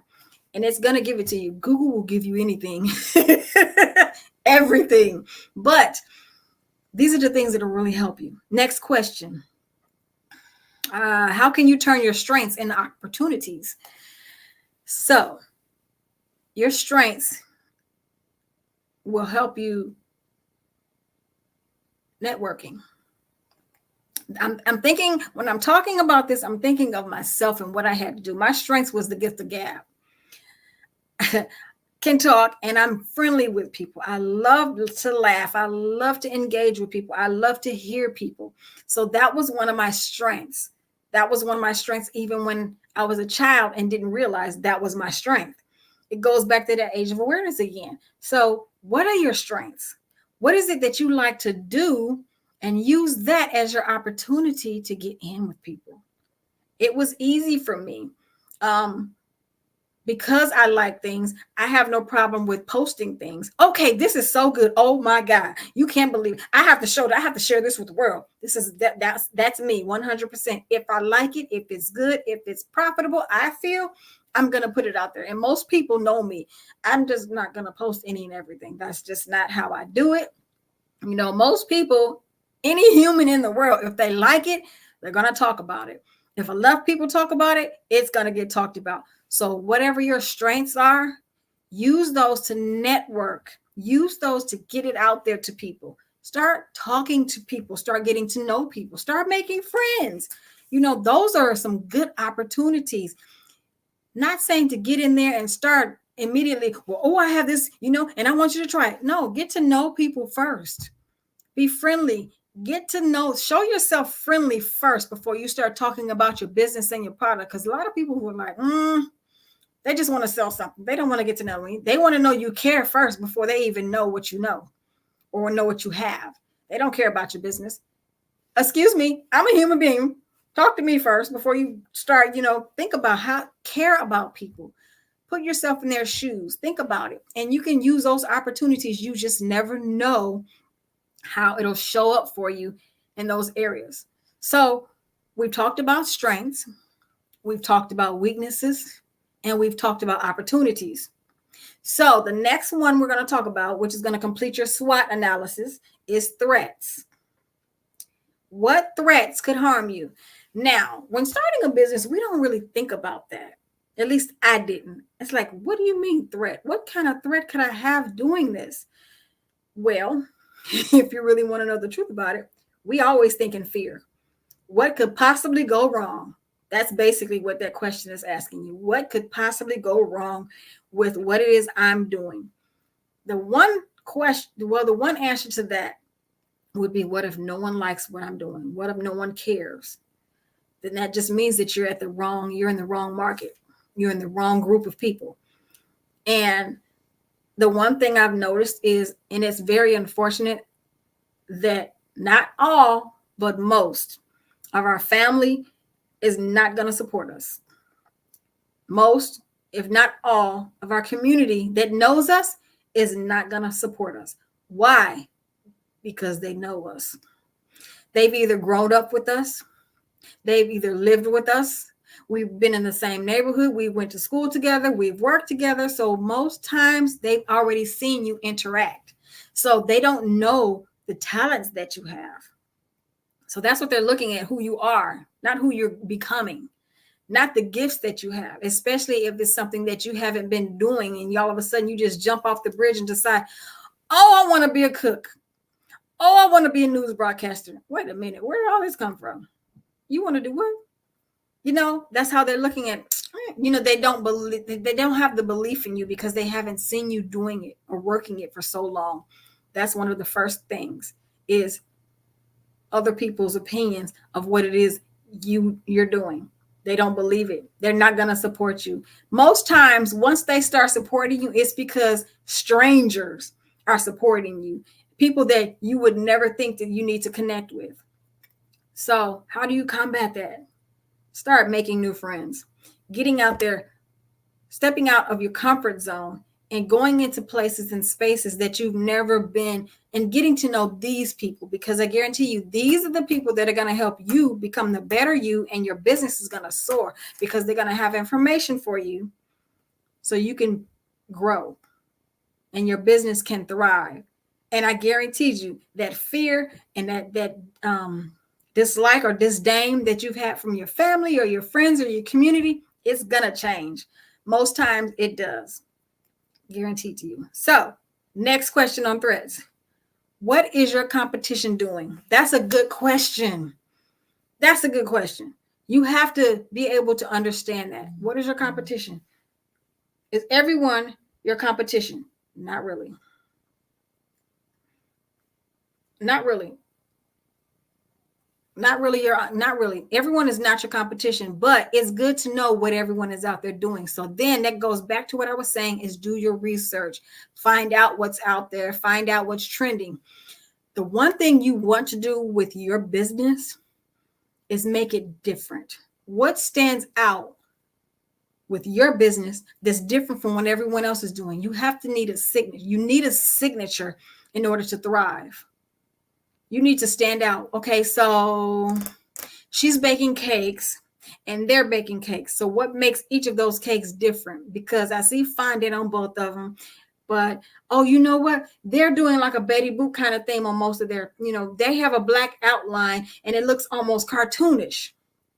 Whereas these are more floral and I see pretty vibrant colors of reds and yellows and blues and turquoises. So which one do I want to get?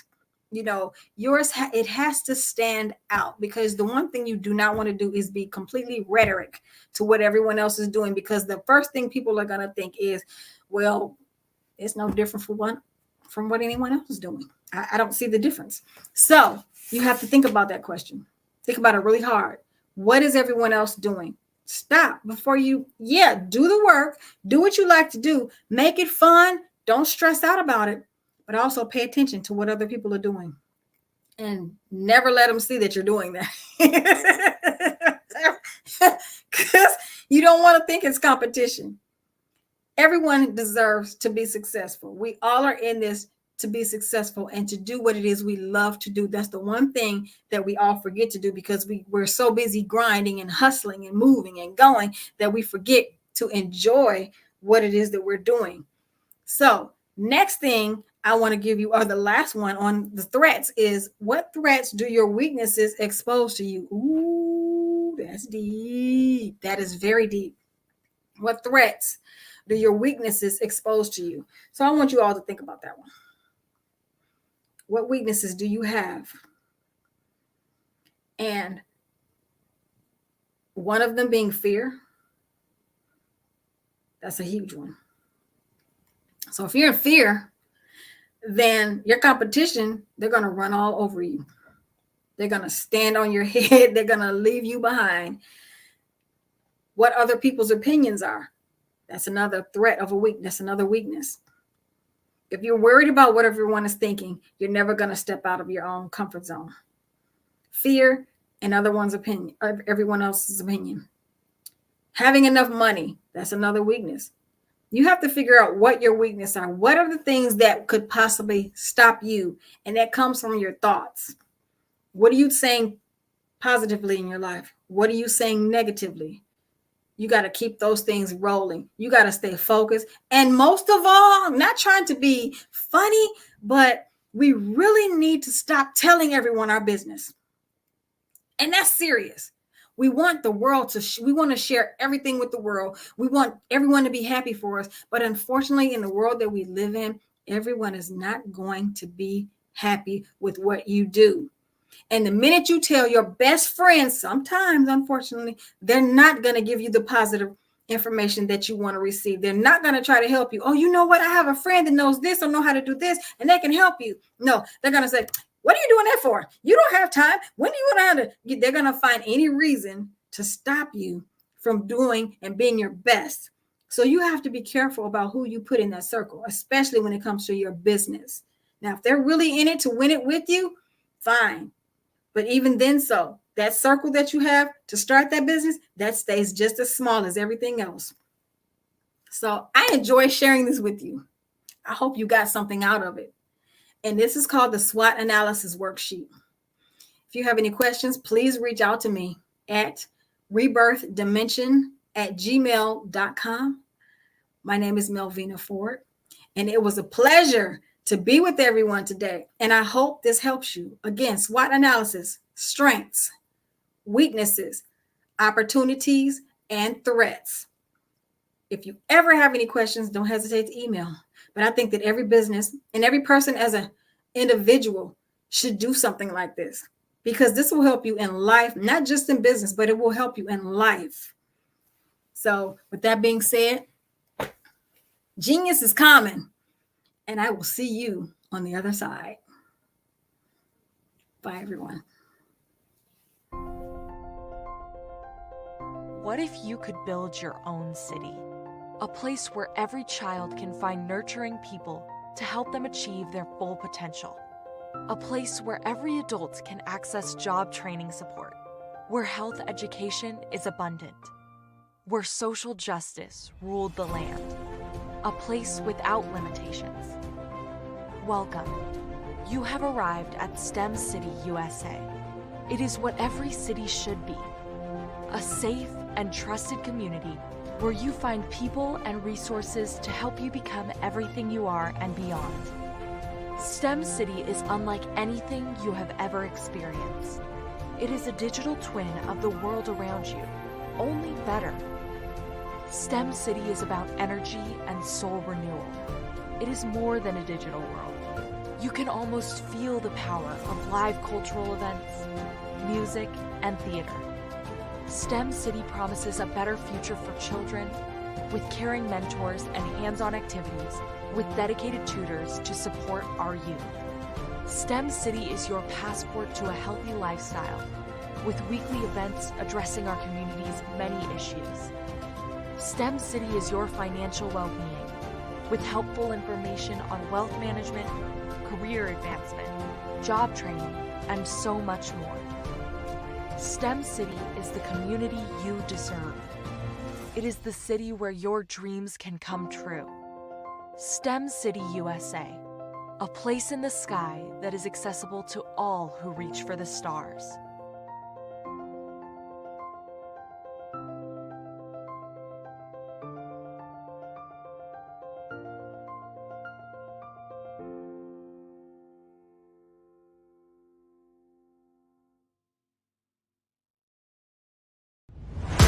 Social media is evolving. It's more vibrant, more colorful, more energetic, and so are you.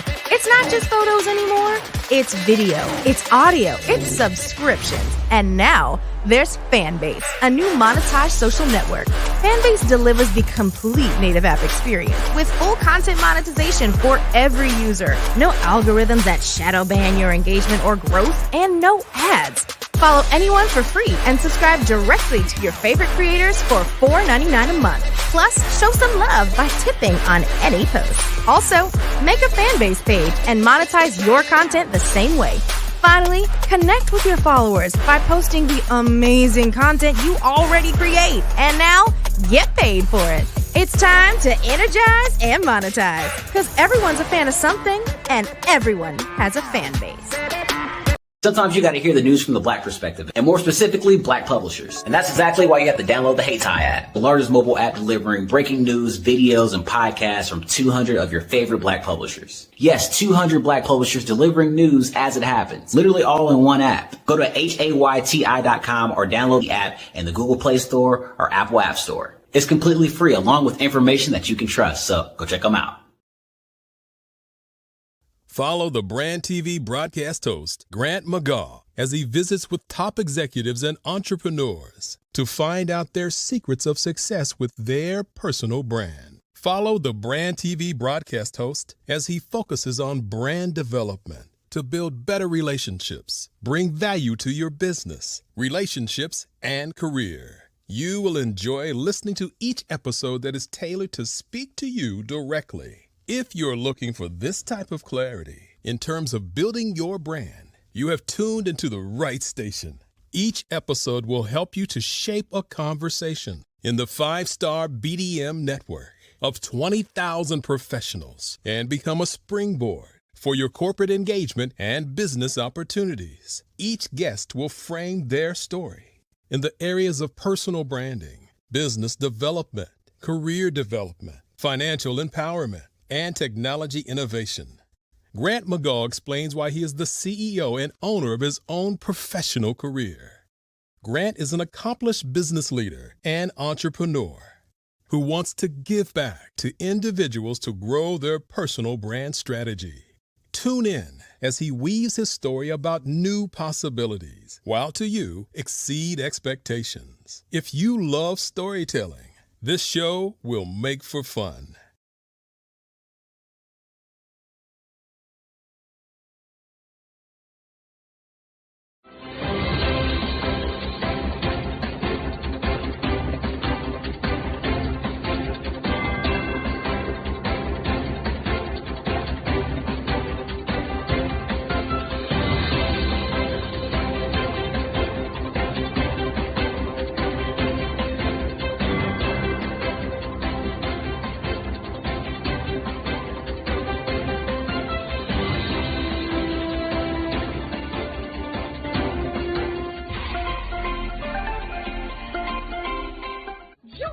Dr. Eric Kelly III and a host of phenomenal speakers from all around the globe for this 7-day virtual event that you don't want to miss. The mission of the Black Business Expo is to raise scholarship money from kids all the way from high school, all the way from college. The Black Business Olympics is one of the largest Black business showcases in the world. It is an opportunity for businesses and companies to showcase their businesses globally. We are going to be giving away laptops up to $5,000 away to students. Again, I'm Olivia Appleberry, the founder of 2 Cents Finance and one of the speakers for the expo. I am so excited to see you there. For more info, go to www.blackbusinessexpousa.com or call 919-308-9090 and hope to see you there. I am Black Business. From the moment I wake until the time I sleep. Yes, I am Black Business. I am Black Business. Tell me, are you Black Business? I am Black Business. Do you support Black businesses? Listen, I support Black business because I am Black Business. Black Business Expo, one of the largest business showcases in the history of Black business in the world. The world! Sign up today at www.blackbusinessexpousa.com or call 919-308-9090. I am Black Business. I am Black Business. From the moment I wake until the time I sleep, I am Black Business. I am Black Business. Are you Black Business? I am Black Business. Do you support Black businesses? I support Black business because I am Black Business. Black Business Expo, one of the largest business showcases in the history of Black America in North Carolina. Join Dr. Eric Kelly III and a host of phenomenal speakers from all around the globe for this 7-day virtual event that you don't want to miss. The mission of the Black Business Expo is to raise scholarship money from kids all the way from high school, all the way from college. The Black Business Olympics is one of the largest Black business showcases in the world. It is an opportunity for businesses and companies to showcase their businesses globally. We are going to be giving away laptops up to $5,000 away to students. Again, I'm Olivia Appleberry, the founder of 2 Cents Finance and one of the speakers for the expo. I am so excited to see you there. For more info, go to www.blackbusinessexpousa.com or call 919-308-9090 and hope to see you there.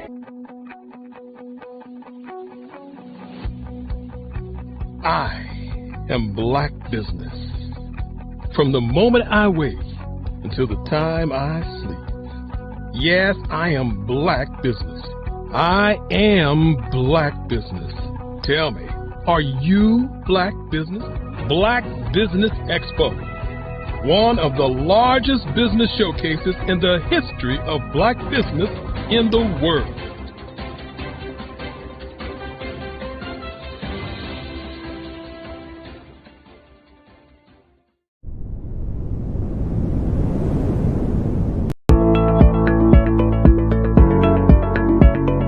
Prepare for what's coming and dominate in economic winter.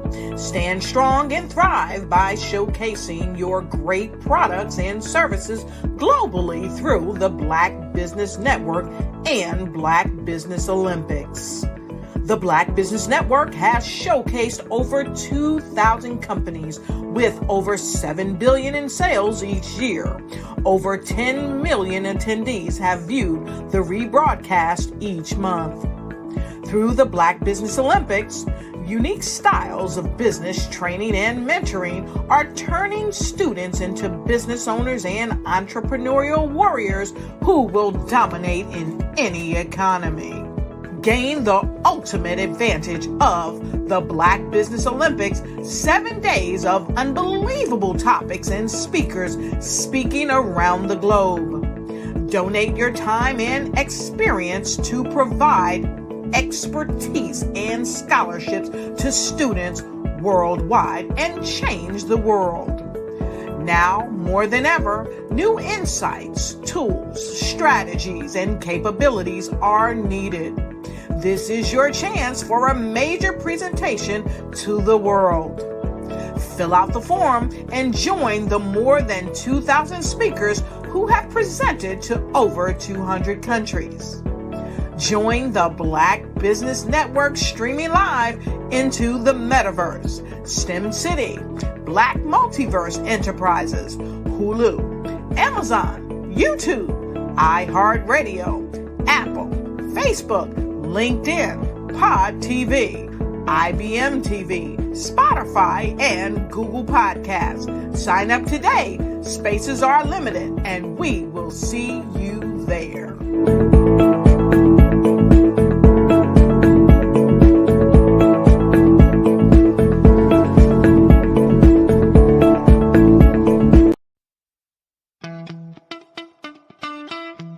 How many times have you been asked to help someone you didn't even know, a student, a business entrepreneur, or did you ever even ask, where did they end up?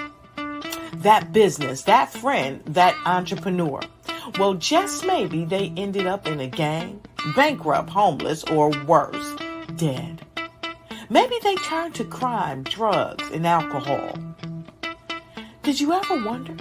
Did you destroy their dream, or was your life always so easy?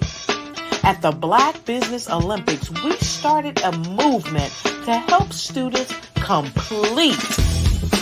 Give them hope and foster success. Help them to leave their dreams of providing laptops, computers, and up to $5,000 in scholarship funds. Today, we ask you to help a student, a business owner, or an entrepreneur to realize their dream by sponsoring them, supporting them, and buying from them. Consider this.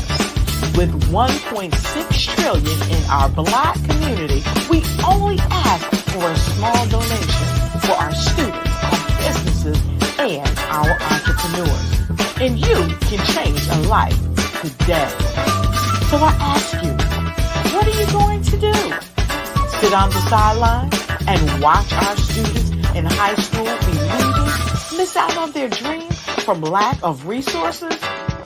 Or are you going to donate to the movement and change their future and yours as well?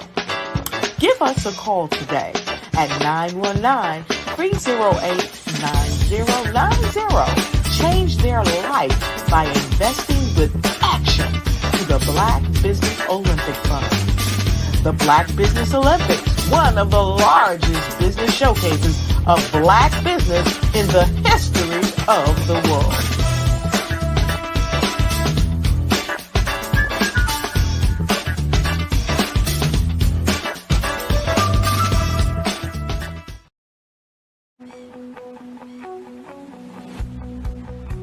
I am Black Business. From the moment I wake until the time I sleep. Yes, I am Black Business. I am Black Business. Tell me, are you Black Business? I am Black Business. Do you support Black businesses? Listen, I support Black business because I am Black Business. Black Business Expo, one of the largest business showcases in the history of Black business in the world. The world! Sign up today at www.blackbusinessexpousa.com or call 919-308-9090. I am Black Business.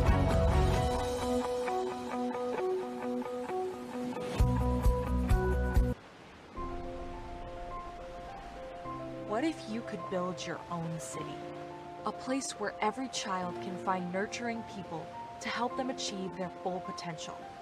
A place where every adult can access job training support, where health education is abundant, where social justice ruled the land.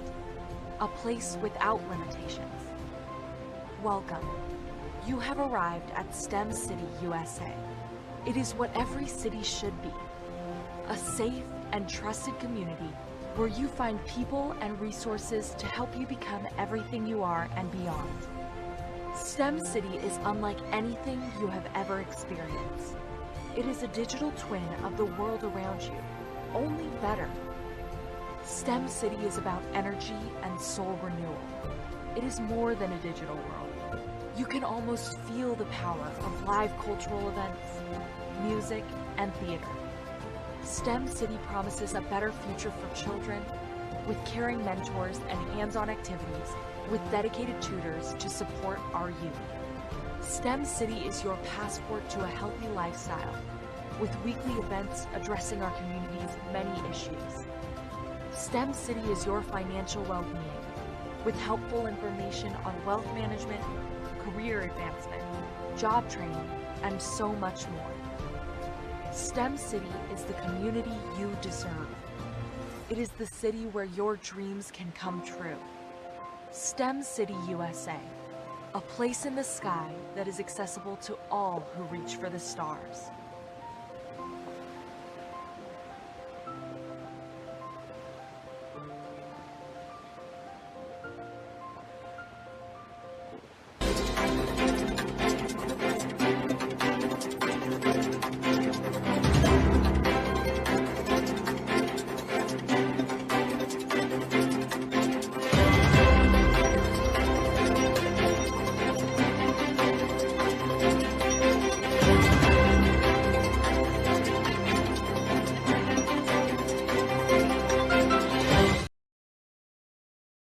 I'd like you to imagine with me, if you will, opening an app where you can collaborate with like-minded individuals from around the world, get inspiration and in-app tools to launch and grow your business, as well as share your knowledge and earn compensation, all in one app. Well, the name of that app is Truso, short for Truly Social. Hi, I'm Matthew Newman, the founder and CEO of Truso, a new concept in social media. Truso is designed from the ground up to be a platform that's both social and empowering for all its users. How exactly do we do that? I'm glad you asked. First, Truso brings the world together via video. Psychologists assert that video provides a significantly more effective connection than audio only. When you enter a community on Truso, you're face to face. Second, on Truso, you don't have to have 1 million followers to monetize.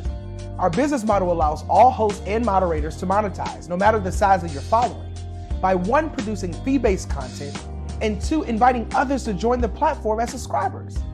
Even more, Truso has an in-app resource library with over 100 free resources, forms, and documents to help you build your brand and grow your business. Third, Truso is inclusive. The deaf and hard of hearing communities make up 360 million people worldwide. Unlike audio-only apps, Truso embraces this community, providing a networking platform that allows them to participate via video and closed captioning. We even have a deaf and hard of hearing foundation in the works as well. Fourth, Trousseau is both social and safe. We refer to Trousseau as a virtual extension of the beauty shop, barbershop, and brainchild of the community. A place where there's laughter, along with wisdom, growth-oriented conversation, and genuine connections in a safe space. Trousseau even has proprietary security to ensure we maintain a safe environment for everyone. Where are we at now? Trousseau is live, y'all. We've launched in beta and we're acquiring users daily.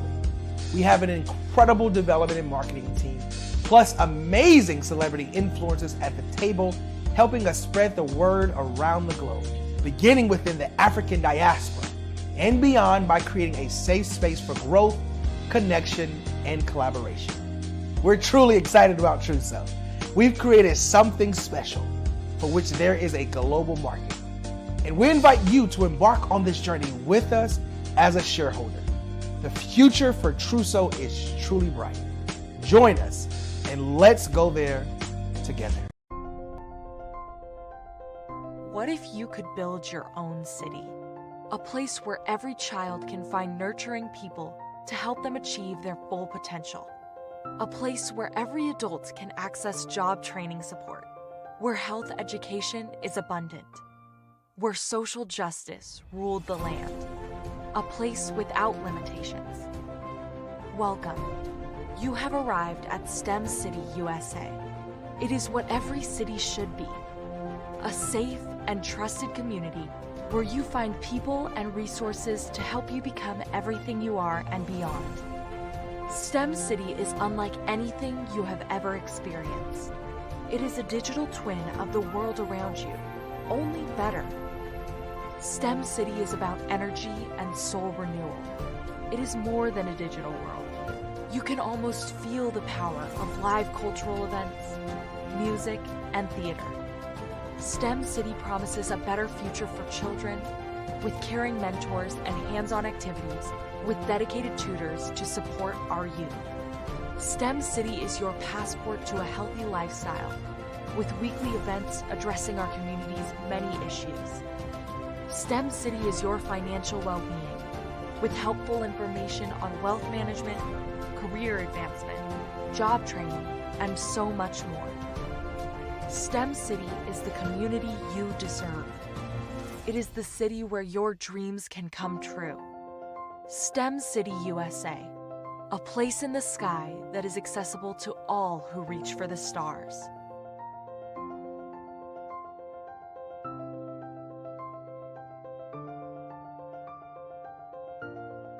Phenomenal Tanya T. Wise, who is here from the great state of Maryland. Tanya, welcome and thank you for being with us today. Can you indulge our audience a little bit and tell them just a little bit more about who you are and what it is that you do? Well, I love being able to talk to people and have a magnetic attitude, being able to just show them. So I always like to say, level up is Coach at Tanya T. Wise here. So can you tell our audience, just give them a teaser about what your presentation will be about? So my philosophy is that we should all be living our dream life. So tomorrow I'm going to talk about how you start living your dream life. What are some of the things that you thought about in your childhood that you just kind of let go and dormant? Wow. And I want to reignite that and just give you some pointers and some tips, some tools, some strategies to be able to start living your best life now. And guess what, Rhonda? And leave it inheritance for your legacy. Oh my goodness. Okay, I know that's resonating with a lot of people. I've heard that you have a dynamic coaching program. Can you tell us a little bit more about that? Absolutely. So our coaching program help people that have the lack of time, that lack strategies, and lack the confidence to go after their dream life. So we help them implement tools, we help them implement strategies, as well as give them resources so that they can live their best life now and leave that inheritance. Wow. Oh, I love that. I love the leave the inheritance part. Listen, you are dropping some major nuggets, and I know a lot of what you're saying is resonating with a lot of people, but I think we're all curious, how did you even make this transition into the speaking and coaching arena? What's the story behind this? So I started out in finance, and I realized that a lot of people don't necessarily go after their dream life because of the lack of finances or the education behind finances. But it wasn't until I lost my firstborn, my only son, that life changed for me.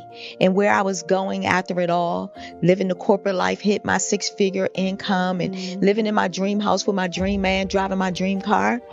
I nearly lost it all when I lost my son. And so I realized it only takes one financial catastrophe that can change your entire life. That's what made me start All New Beginnings. Because no matter what's going on in life, there's a new beginning. And because of that, we develop a program called Wise Minded. My little slogan is, don't just dream it, let's live it. If they want to connect with you or work with you, what is the best ways for them to be able to do that? Well, for my social media guru, you can connect with me on every single social media platform as Tanya T. Wise.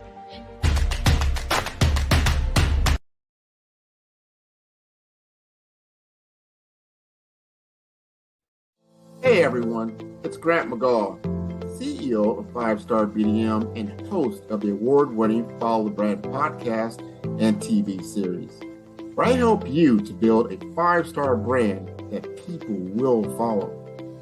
My genius is personal brand development through intelligent communication and helping you achieve your business and career goals. I am a requested speaker on digital technology and brand development issues. I want to work with you to increase the value of your current opportunities while attracting new ones. Every one of you is unique, and we all share challenges that can be addressed through smart branding. As a super connector, I work with you as an executive coach to guide you along the complicated business and career development road, providing the enhancement tools and information you need to succeed. Together, I will help you succeed in today's challenging business climate. I will evaluate and measure your progress. Best of all, I am right alongside you every step of the way. Build the brand called you. Genius is coming.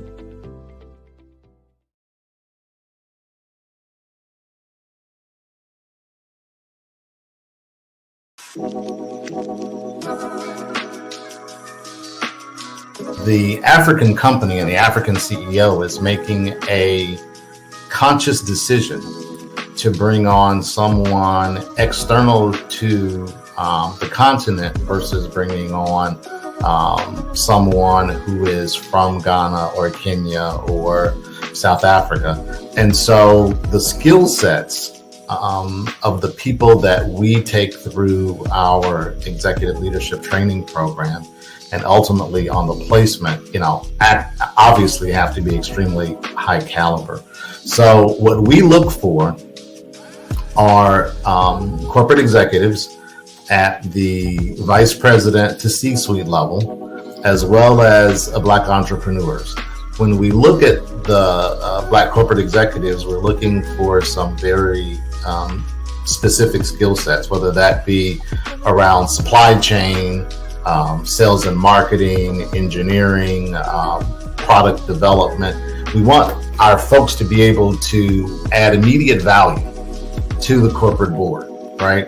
And the other thing is, even if they don't necessarily have specific industry experience, they're bringing a diversity of thought.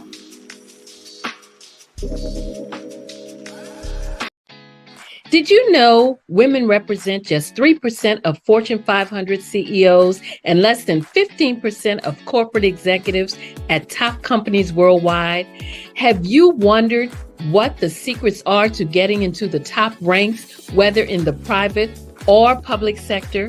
Do you want to figure out how to stop being held back in your career or passed over for promotion? Then you're in the right place. Hi, I'm Dr. Madeline Ann Lewis, President and CEO of the Executive Women's Success Institute.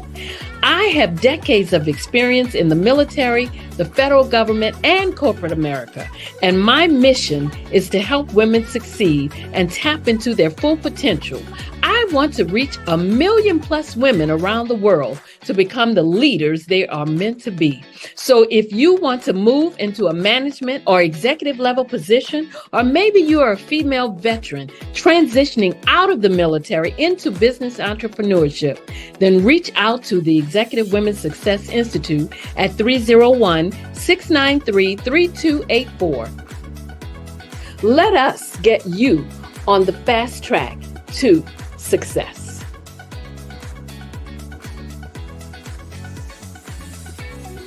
Hello, I am Dr. Eric Kelly III, the visionary strategist and founder of the Black Business Olympics. I invite you to showcase your Black-owned businesses on the Black Business Network global stage. The Black Business Olympics is a global Black Business Network platform that propels Black-owned businesses into the international spotlight. By showcasing your business on the Black Business Olympics platform, you can reach a worldwide audience of potential customers, partners, and investors. You can also establish yourself as a thought leader and expert in your field, attract lucrative partnerships, and more speaking engagements. In addition, the Black Business Olympics platform provides a valuable opportunity to connect and collaborate with like-minded entrepreneurs and business professionals from around the world. This can lead to new business opportunities, ideas, and relationships.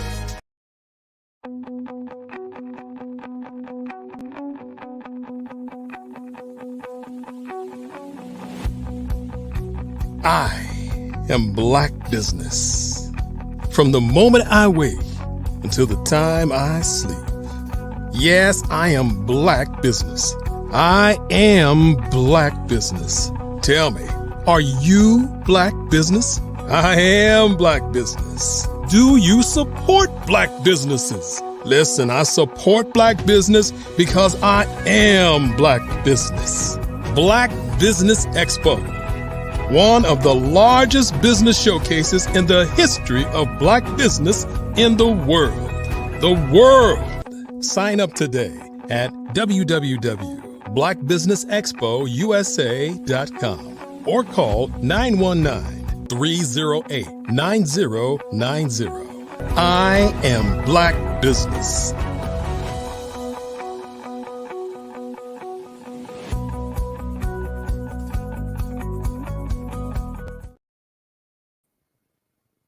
Good afternoon, business owners, entrepreneurs, thought leaders, and corporations.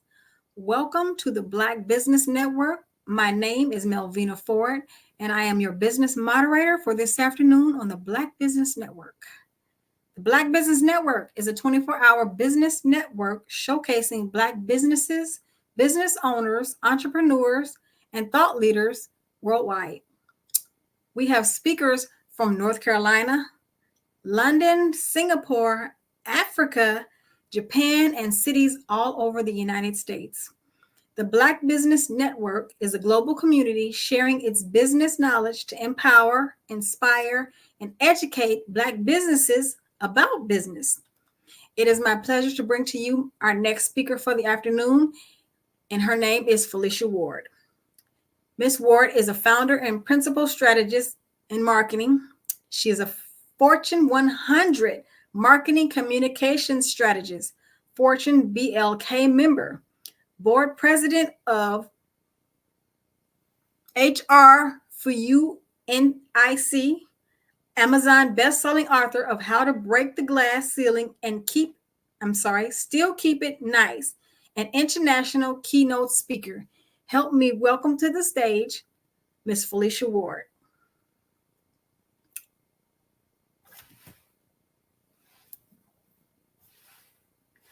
I'm sorry, Ms. Felicia, can you turn your volume up? There you go. Sure. Hi there. How are you doing today? I'm fine, Melvina. Thank you so much for the wonderful introduction. I'm happy to be here today. You are so welcome. Genius is common, and we shall see you on the other side.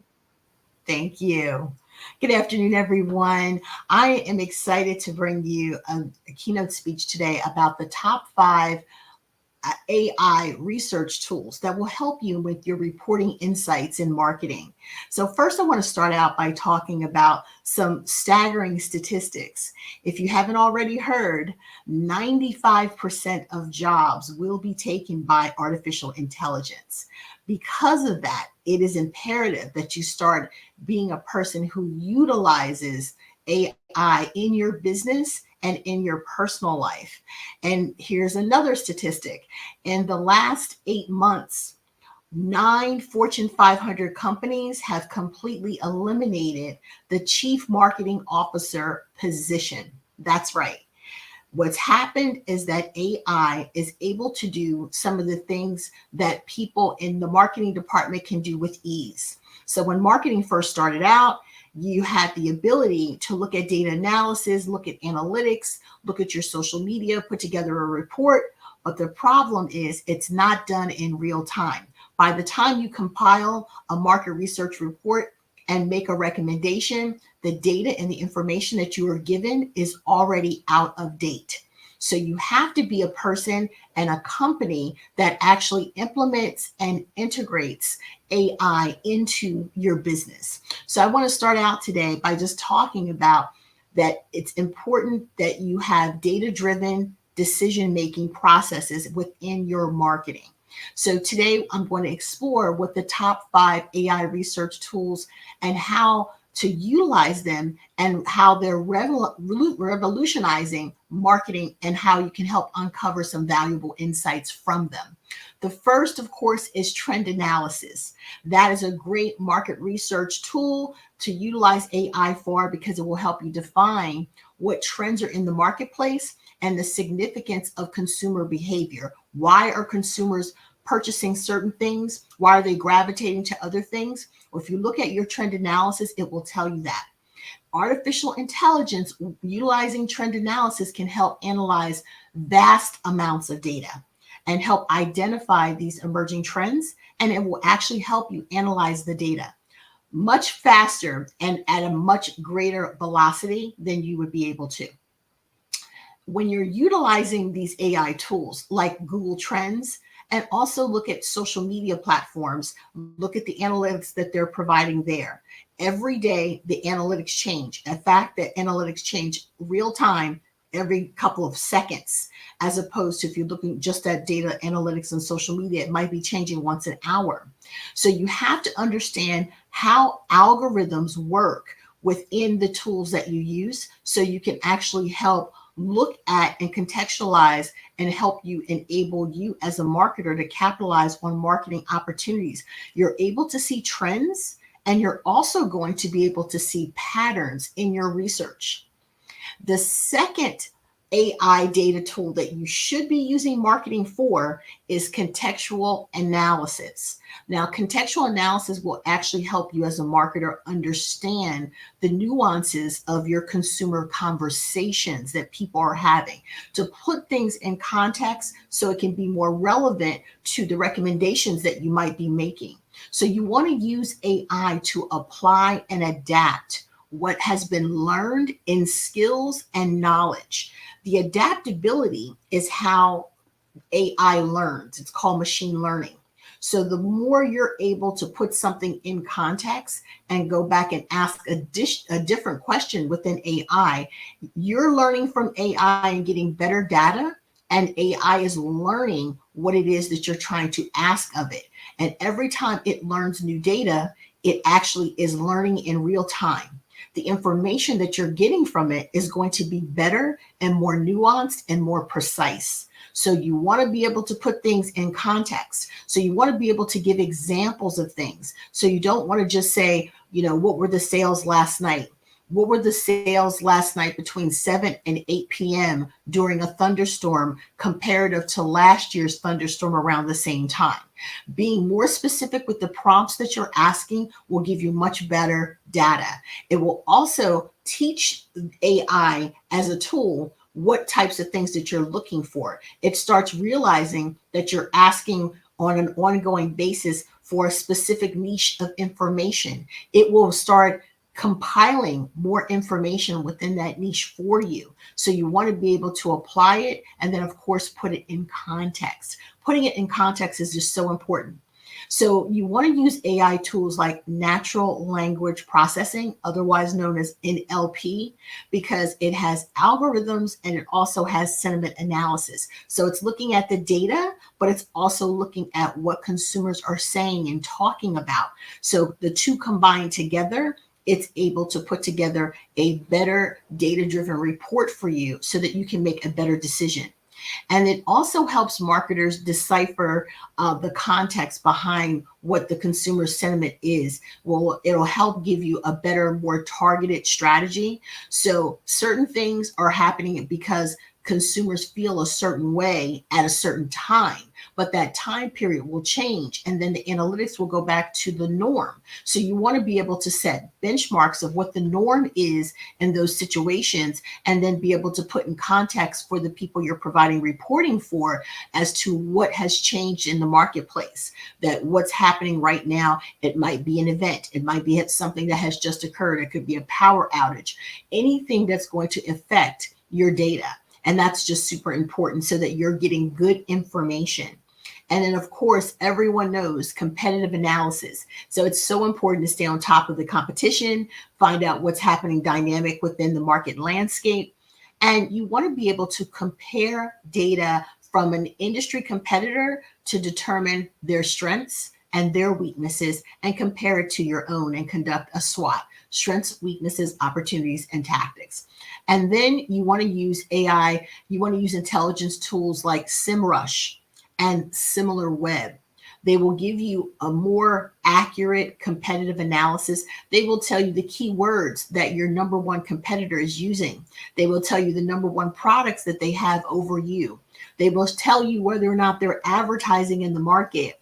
Are they doing billboards? Are they only online? That information is crucial so that you can compare apples to apples. So often people are looking at their competitor and they're only looking at their sales. You have to look at more than that. You have to do a deep dive. If you have consumer personas, they have consumer personas. Who are their consumers? What are their consumers buying? What can't they get enough of? What's missing in the market? Conduct a gap analysis so that you can find out what's missing in the marketplace. What do people want more of? What do people want less of? Is there something that you can bring back to the marketplace that people miss? Those types of analytical tools, when you use that with AI, become super powerful. You want to be able to do intelligence, competitive analysis in real time.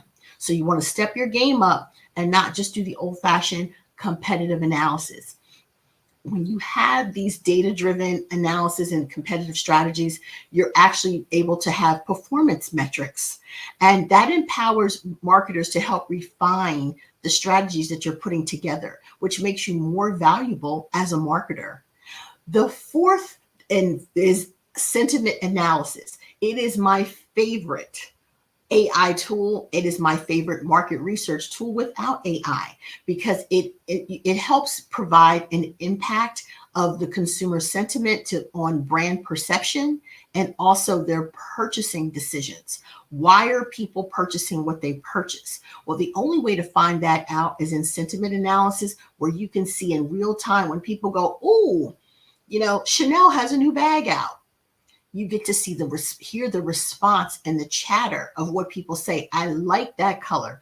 I like that bag, but I don't like it in that color. I wonder what happened to the other bag. So what ends up happening is that it's almost like being a fly on the wall to hear the visceral response that people have to your new products and services that are out in real time. That's so important so that you can course correct. If something comes out and the colors are horrible, change the colors immediately, comparative to waiting to the end of the month or the end of the quarter to say, oh, we need to make a change. That color didn't work out. As marketers, you have to be on it. And when I say on it, you have to be a marketer that utilizes AI, because they're not going to let people go who know how to use AI. They're going to let people go who have no knowledge of AI, no tool usage. They don't understand the importance, and they don't know how to work with AI. So I strongly recommend you start utilizing it so that it's more effective for you to start learning AI, applying AI, integrating AI, and then making it a very powerful tool so that you become more valuable within your business, within your marketplace, and you're able to compete with some of the larger companies because you have access now to some of the same tools. And with that sentiment analysis, you're actually able to gauge in real time the consumer feedback to help identify consumer preferences, as I stated, and also expectations. Oh, I thought they always come out with 5 colors. Why do they only come out with 2? So you're not meeting client expectations if you only come out with 2 and you've always come out with 5. Maybe you didn't notice that you came out with 5 or that the expectation was 5. Now you do. And again, you can now course correct. So AI sentiment analysis helps with those tools that help extract emotions and attitudes from textual data. So you're taking the emotions that people have, it's able to quantify that information and then utilize that and put controls and create benchmarks so that data analysis is then created from the sentiment analysis. So it's not just hearsay that it's polled X number of people, it's heard from X number of people, and how often, how frequent, what do they do?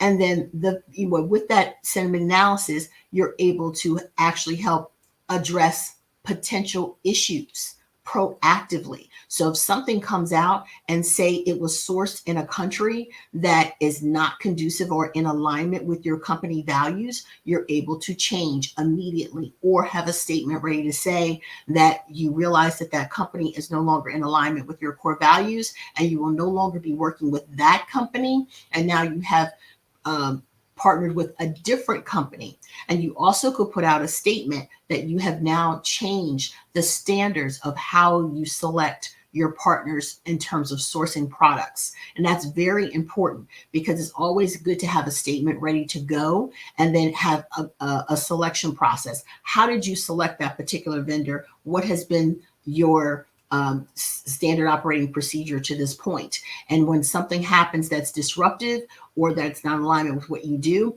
it is the perfect time to update that information. Okay. And the 5th tool is predictive analysis. So this is the future of marketing insights. When you have predictive analysis, it can help leverage all your historical data of what's been done in the past and add in machine learning algorithms so that the AI can go back to your historical data and study what you have done in the past and then help forecast what you plan on doing in the future. And then take the existing trends that are trending at the moment and then look at consumer behavior of what's been done in the past, what's trending right now, and what your actual strategies and plans are for the future. And it can putting all of those things together combined, they were able to have an actual strategy and recommendation, and you're able to do proactive and make proactive decisions. So when you use AI as a predictive model, like think about IBM Watson and Salesforce Einstein are things and tools, AI tools that are so powerful that the nexus of how AI was formed was one of the great chess players in another country start playing and learning. IBM Watson learned and lost against the chess players until it started winning because it needs to actually learn. So I could let you know that it sounds scary that 95% of our jobs are going to be taken by AI, but what's helpful is that AI still needs us as humans because of the machine learning. There are so many different things that humans do that it needs us to actually learn from us. And because we have so many different ways that we do things, AI in terms of consumer behavior, it still needs people to be able to study how we work. Chatbots are, if you look at a chatbot, I tell people if you work in retail, that you are able to have emotional intelligence on how to deal with people in a retail selling situation, it is a perfect opportunity because you have that skill set and you're able to work well with customers and you're affable. You should go ahead and apply and start learning about chatbots, because chatbots will automatically make recommendations and do what they think a salesperson does within the store, but it's missing the human element that they fail to realize that when it comes to AI, it does not understand certain things. And the things that AI does not understand is what, as a marketer, you should be pumping up your skill set on. So for instance, AI does not understand emotions. It does not understand style.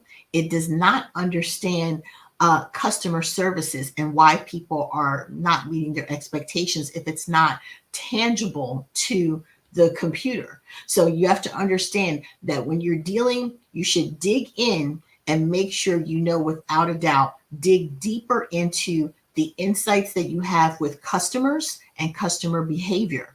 Dig deeper into your employees and employee relations, customer and client relations. Dig deeper into ethics. Dig deeper into diversity, equity, and inclusion. Dig deeper into pay equity, because these are things that AI does not understand.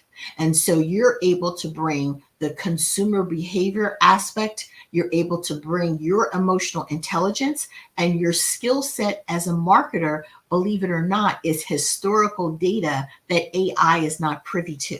So it still needs to learn from us why people like a red shirt better than a blue shirt. As far as AI is concerned, it is a shirt. So it does not understand why you have a preference from one or the other. But once it understands what the preference is, it will change its algorithm and the machine learning will get smarter and get better. So I want to encourage everyone to not only utilize AI, but start infusing it and integrating it within your business and go deeper. Don't just look at ChatGPT. Look at how you can use AI for a checklist, how you can use it within automation, how you can help improve the client experience. And then I want you to look at, as I said, things that are intangible, information and data that you can gather when it has to do with human behavior and human sentiment and human emotions. And that you look at the ethical aspects. Only marketers are going to be able to talk about things like data privacy and why it's a concern for consumers. As far as AI is concerned, it does not understand that. So dig deeper into that. And I want to encourage you to let's harness the power of AI together to help shape the future of marketing. So I encourage you to embrace these technologies and unlock a deeper consumer connection to data-driven decisions combined with consumer behavior. I thank you guys for this opportunity. Again, I'm Felicia Ward at Felicia Ward Marketing, and we are an African-American, female-led marketing communications and leadership development company. And what we do is we help position people into thought leaders. Our top customer persona is time-poor executives, entrepreneurs that are seeking thought leadership, and we help them with their bespoke personal branding, marketing strategy, and how to integrate their marketing strategy, their thought leadership content, and peer engagement at a higher level and create strategic visibility. So I thank you guys and have a wonderful day. Back to you, Melvina. Thank you for coming on the show. We appreciate everything that you're giving, all the wonderful nuggets. I just wanted to ask you a couple questions, if that's okay. Sure. So when it comes to AI and marketing, that is really good. So how much business gets distributed? How much of it is, how many businesses are actually using AI? That's the problem, is that if you look at Fortune 500 companies and Fortune 100 companies, the differential is the Fortune 100 companies start utilizing AI immediately. And as a result, you're replacing the chief marketing officer. But then within the Fortune 500 companies, they have about 35 to 40% of companies that are actively using AI, but the number is increasing more and more because your competition is not just your competition. Your competition is starting to leave you in the dust. So people have no alternative than to start fast pacing and fast tracking their use of AI so it can be bumped up to 50 or 60%. So you have a lot of companies that are only using like 10% of AI. Those are small businesses because they don't really understand how to use it, but they understand what ChatGPT does and the power of that. And that's kind of like on the outside.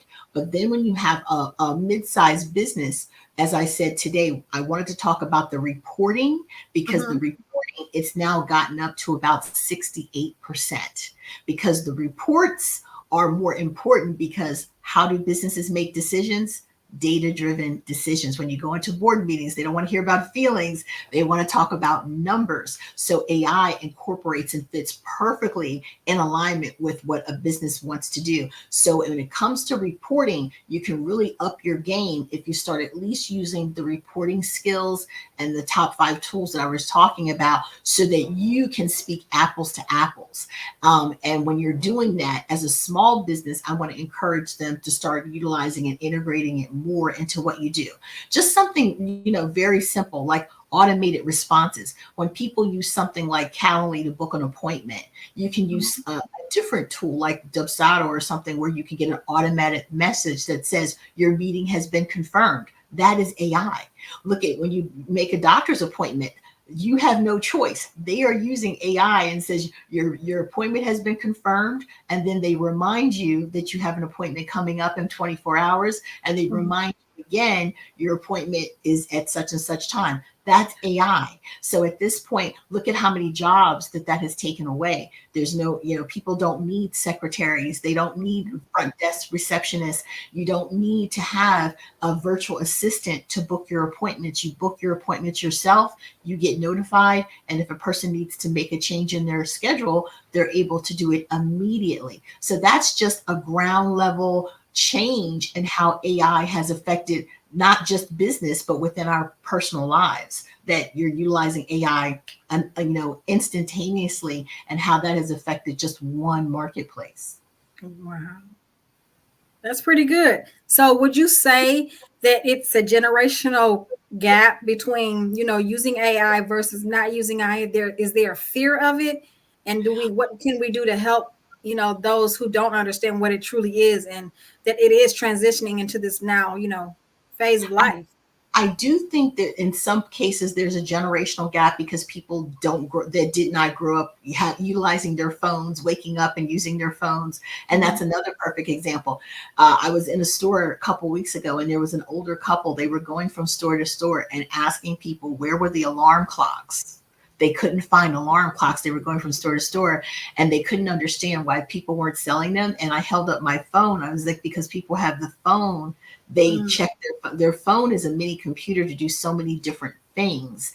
And so they didn't realize how it impacts society. So when I said to the older couple, people have their alarm on their phone, and I showed the gentleman, he said, I didn't know my phone could do that. So it's a matter of knowledge. And I said, and that's why so many people don't wear watches anymore. Remember, the watch people wear it now as a jewelry piece, where before it was a jewelry piece that was a beautiful timepiece.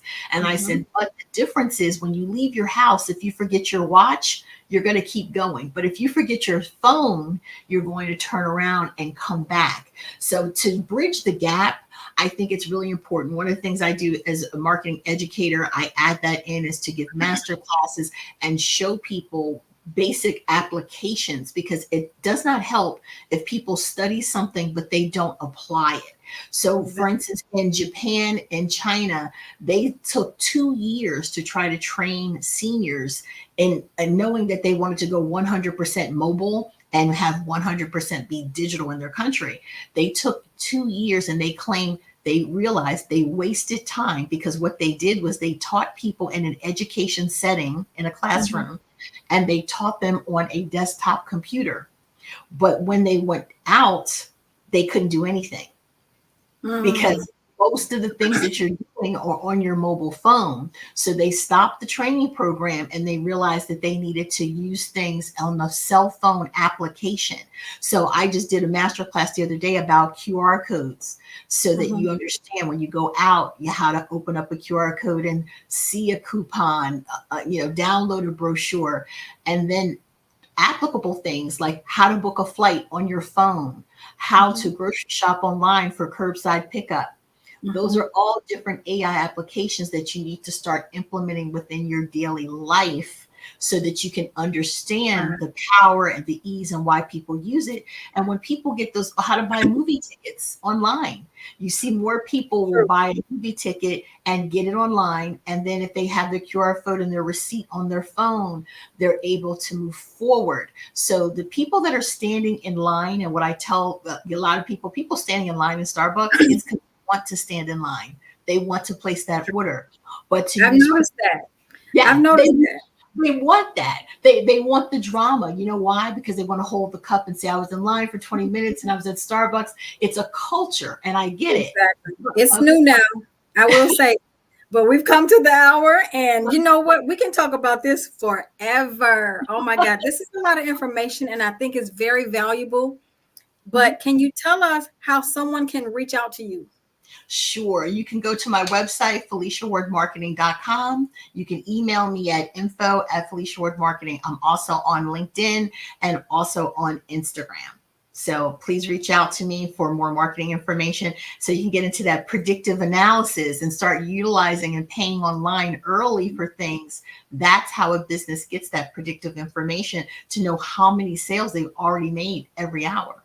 So Black Business Network is perfect for getting the word out and helping people apply things now.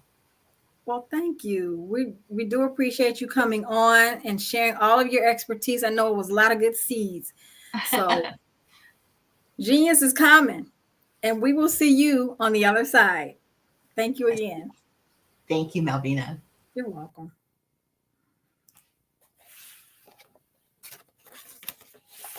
Thank you again for that.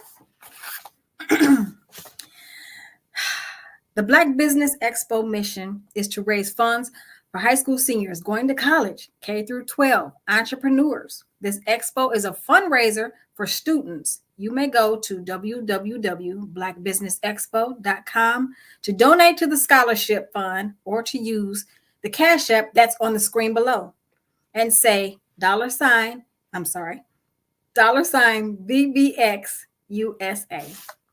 Our goal is to give laptops and up to $5,000 to 10 students. Students can register online at www.blackbusinessexpousa.com. Every dollar counts.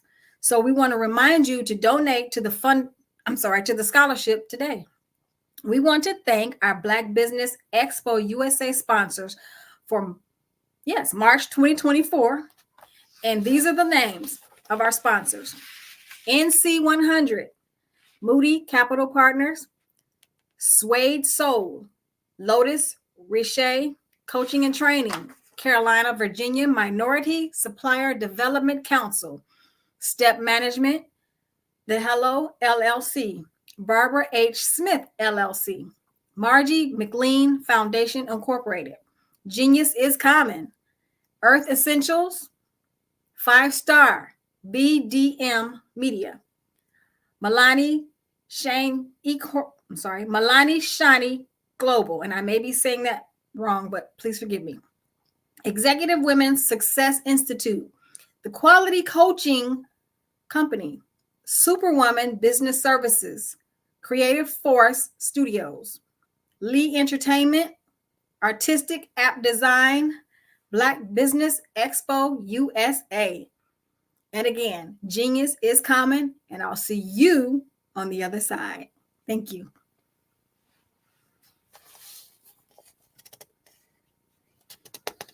I'd like you to imagine with me, if you will, opening an app where you can collaborate with like-minded individuals from around the world, get inspiration and in-app tools to launch and grow your business, as well as share your knowledge and earn compensation, all in one app. Well, the name of that app is Truso, short for Truly Social. Hi, I'm Matthew Newman, the founder and CEO of Truso. A new concept in social media, Truso is designed from the ground up to be a platform that's both social and empowering for all its users. How exactly do we do that? I'm glad you asked. First, Truso brings the world together via video. Psychologists assert that video provides a significantly more effective connection than audio only. When you enter a community on Truso, you're face to face. Second, on Truso, you don't have to have 1 million followers to monetize. Our business model allows all hosts and moderators to monetize, no matter the size of your following, by 1, producing fee-based content, and 2, inviting others to join the platform as subscribers. Even more, Truso has an in-app resource library with over 100 free resources, forms, and documents to help you build your brand and grow your business. Third, Truso is inclusive. The deaf and hard of hearing communities make up 360 million people worldwide. Unlike audio-only apps, Truso embraces this community, providing a networking platform that allows them to participate via video and closed captioning. We even have a deaf and hard of hearing foundation in the works as well. Fourth, Truso is both social and safe. We refer to Truso as a virtual extension of the beauty shop, barbershop, and brainchild of the community. A place where there's laughter, along with wisdom, growth-oriented conversation, and genuine connections in a safe space. Truso even has proprietary security to ensure we maintain a safe environment for everyone. Where are we at now? Truso is live, y'all. We've launched in beta and we're acquiring users daily. We have an incredible development and marketing team, plus amazing celebrity influencers at the table, helping us spread the word around the globe, beginning within the African diaspora and beyond by creating a safe space for growth, connection, and collaboration.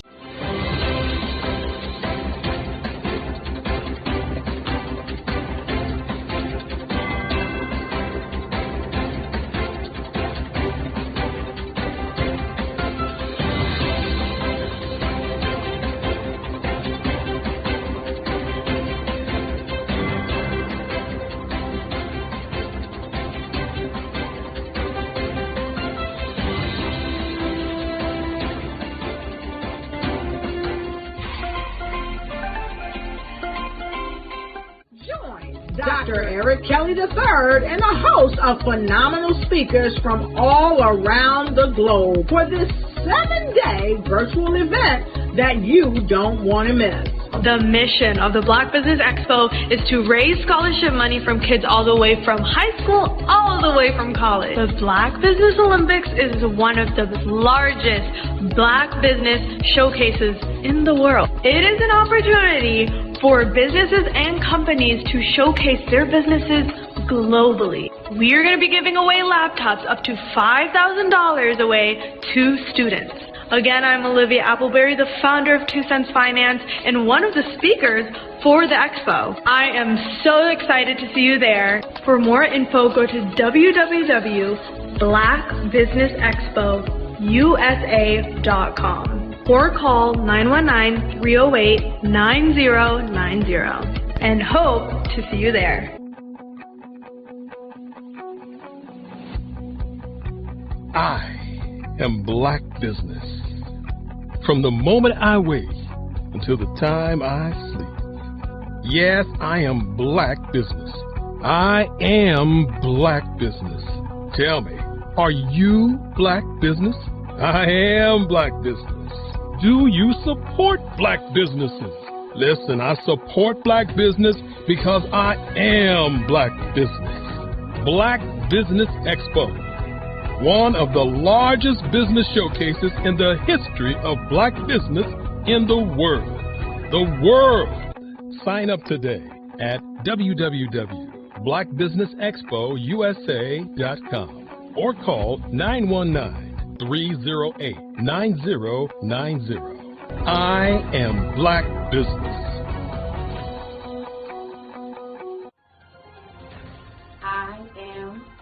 business. From the moment I wake until the time I sleep, I am Black business. I am Black business. Are you Black business? I am Black business. Do you support Black businesses? I support Black business because I am Black business. Black Business Expo, one of the largest business showcases in the history of Black America in North Carolina. Join Dr. Eric Kelly III and a host of phenomenal speakers from all around the globe for this 7-day virtual event that you don't want to miss.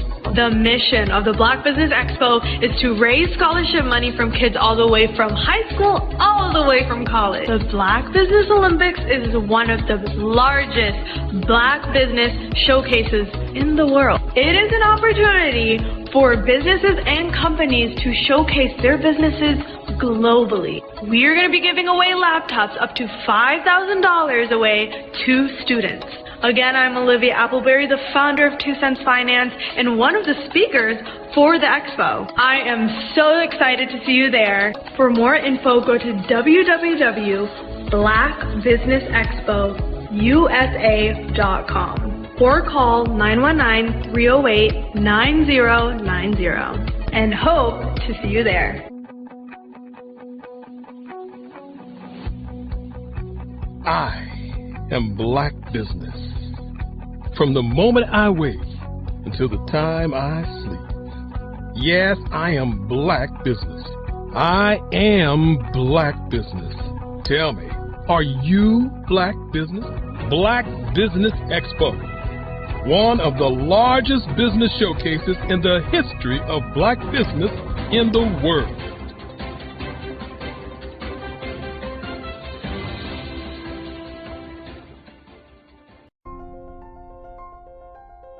What if you could build your own city?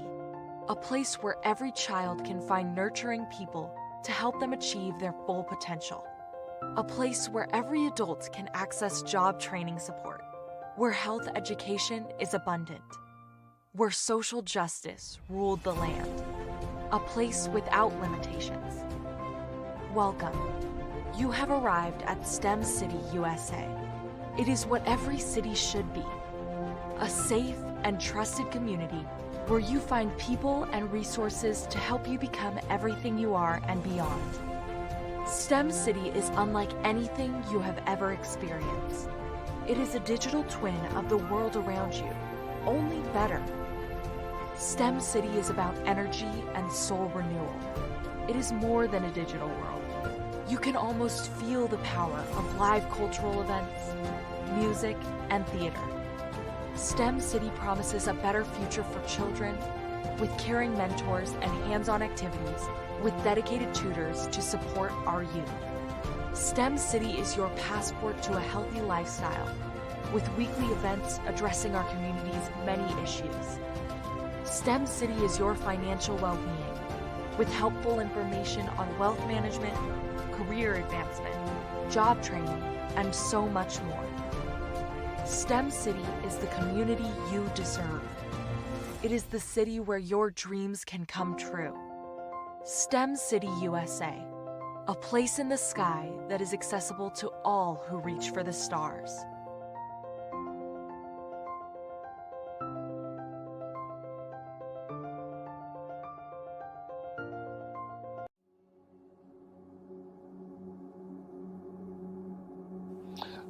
I was born and raised in southeastern West Virginia, the coal fields. My father was an AME minister. For me, I was very fortunate. Even though I grew up in the segregated South, I was surrounded by flourishing Black businesses. Doctors, lawyers, bankers, dentists. They were all there and they were all successful. And I guess that's part of my dream, is to see that success come back. My name is Joseph Simmons, and I am the founder of the Center for Micro-Entrepreneurial Training. We have this moment in time where we can change the trajectory of people. And our focus is on women, Black and brown entrepreneurs, and their access to capital, their their ability to build thriving businesses, the ability to employ people. There's a study that showed that in those three communities, especially Black and brown communities, $1 stays in those communities for 30 minutes. In white community, $1 stays in their communities for 8 hours. So think about it. For you in a Black or brown community to get gas, to get food, to go to a restaurant, you've got to leave your community, take those dollars out of that community and take it to another community that's already being well served. So if we can reverse that, if we can go from 30 minutes to an hour to 2 hours, that's progress. That's what we need to do. I was with SCORE, and then in May of 2020, of course, the events happened in regards to the murder of George Floyd. The other thing that I was experiencing was the denials of federal funds for small businesses. And it revolved around one thing. These businesses were not being prepared for grants and for government programs. And I came up with the idea for the Center for Micro-Entrepreneurial based off those two things. Morgan Stanley had a report out in 2020, first quarter, and it talked about there were 3 groups that were massively devastated by COVID-19 on their business. That was 1, women, number 2, Black, and number 3, brown entrepreneurs. The research showed that they had less cash on hand, they had less opportunity to go into a bank and get money, and they were very dependent on family and friends to keep their business up and running. If we can focus on those 3 groups, then we can have a dramatic impact on our communities. Really, the focus is on 3 areas. And those 3 areas are 1, the people, number 2, the courses, and number 3, a support network. Here at CMAT, we will provide you with the fundamentals for generational success. And you will be creating a vibrant community by attending our 5-day immersive training course.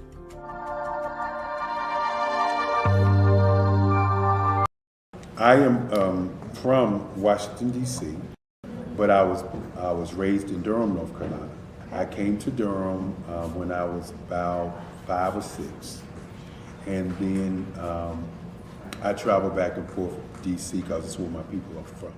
One of the unique things about my family is my mother, she's also an artist. She does quilting, and she does a lot of artistic things. And then my son, he draws with both hands, his right hand and his left hand like I do. So that's kind of a family trait. And then my other son, he's a videographer, and my daughter, she works, she's a regional vice president for Sunglass Lab. When you start out drawing and sketching, you want to continue to explore, each avenue. I do pastels, I do pen and ink, I do painting, I do acrylics. I haven't done oils yet. But I try to do all facets of art. What I say to a lot of times to people is, you can't put yourself in a box when you're an artist. You have to explore. And over the course of my life, I've tried to explore different mediums. I also do sculpture as well.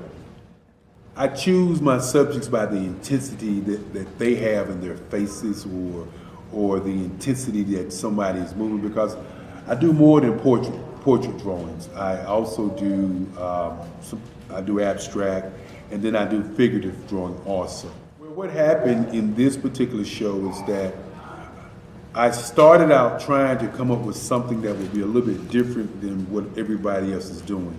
So I was working on a Barack Obama show, and they wanted me to do some paintings of Barack. And so what I did was, because of the deadlines, I kind of did it kind of fast.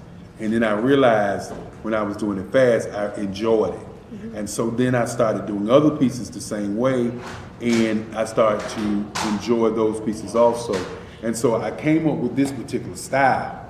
And it's a style of lines and colors. And what's interesting is that when I was in college, I did a show called Lines, Colors, and I talked about the boldness of the blacks, the hotness of the whites, and this is how this has come about, later on in my life. And the colors comes from a lot of the entertainers that I work with. where they wear different colors. They don't wear, your plain reds or your whites. They wear different colors, and so that's also another piece of what's giving me the colors. The subtitle of this show is Faces That Speak Life. That's real critical. Faces that speak life. Each one of these pieces is a life source and a life energy that's being put on display for people that are looking at it. I always say in terms of my art, it's not important that I draw them. It's important what you get out of what I draw. I don't try to just draw it because you like it. People wanted me to do prints. I didn't do prints. People asked me to do different people, but the people that I choose are people that make a difference in the lives of people in the world. So the human landscape idea was, again, as I say, the lines represent your emotions, it represents your ideas, and it represents your journey as a human being. And that's why you get the different pieces and the different looks. And as you notice, I try not to do one look that looks alike another look. And that's what's the most important part of this show. I am Black Business. From the moment I wake until the time I sleep, I am Black Business. I am Black Business. Are you Black Business? I am Black Business. Do you support Black businesses? I support Black business because I am Black Business. Black Business Expo, one of the largest business showcases in the history of Black business in the world. Sign up today at www.blackbusinessexpousa.com or call 919-308-9090. I am Black Business.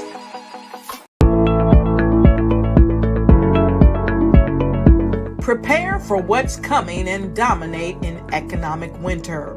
Stand strong and thrive by showcasing your great products and services globally through the Black Business Network and Black Business Olympics.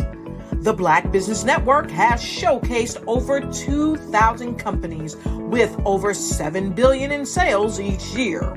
Over 10 million attendees have viewed the rebroadcast each month. Through the Black Business Olympics, unique styles of business training and mentoring are turning students into business owners and entrepreneurial warriors who will dominate in any economy. Gain the ultimate advantage of the Black Business Olympics, 7 days of unbelievable topics and speakers speaking around the globe.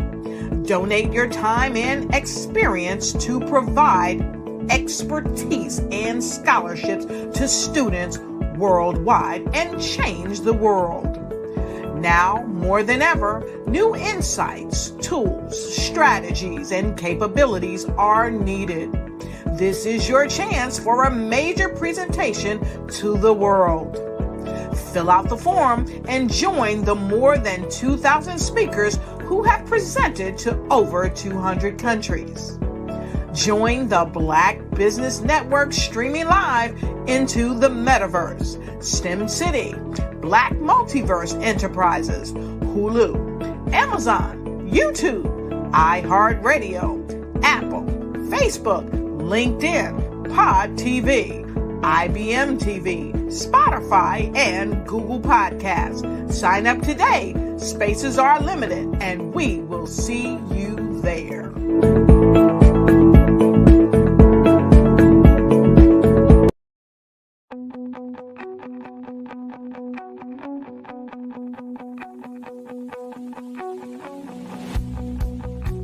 I am Black Business. From the moment I wake until the time I sleep. Yes, I am Black Business. I am Black Business. Tell me, are you Black Business? I am Black Business. Do you support Black businesses? Listen, I support Black business because I am Black Business. Black Business Expo, one of the largest business showcases in the history of Black business in the world. the world. Sign up today at www.blackbusinessexpousa.com or call 919-308-9090. I am Black Business.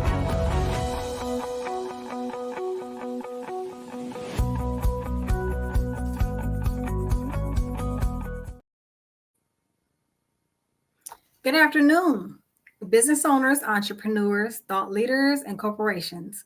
Welcome to the Black Business Network. My name is Melvina Ford, and I am your business moderator for this afternoon on the Black Business Network. The Black Business Network is a 24-hour business network showcasing Black businesses, business owners, entrepreneurs, and thought leaders worldwide.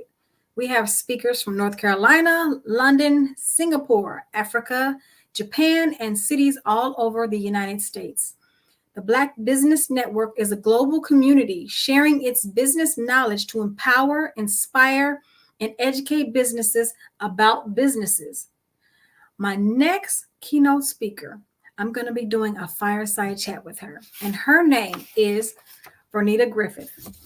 Vernita is the founder of Tri-Team Unlimited. Sorry about that. A business dedicated to enriching marriages and relationships through interactive workshops and other resources. As a certified relationship coach, she empowers couples to enhance their communication, conflict resolution, and intimacy skills, fostering deeper connections and stronger bonds. In addition to her work with Tri-Team Unlimited, Vernita serves as the creator and executive producer of After I Do, the game show. With a blend of education, laughter, and healing, she exemplifies the transformative power of connection through this innovative platform. Guided by her nonprofit background, Vernita orchestrates an engaging experience for contestants, audience members, and supporters alike.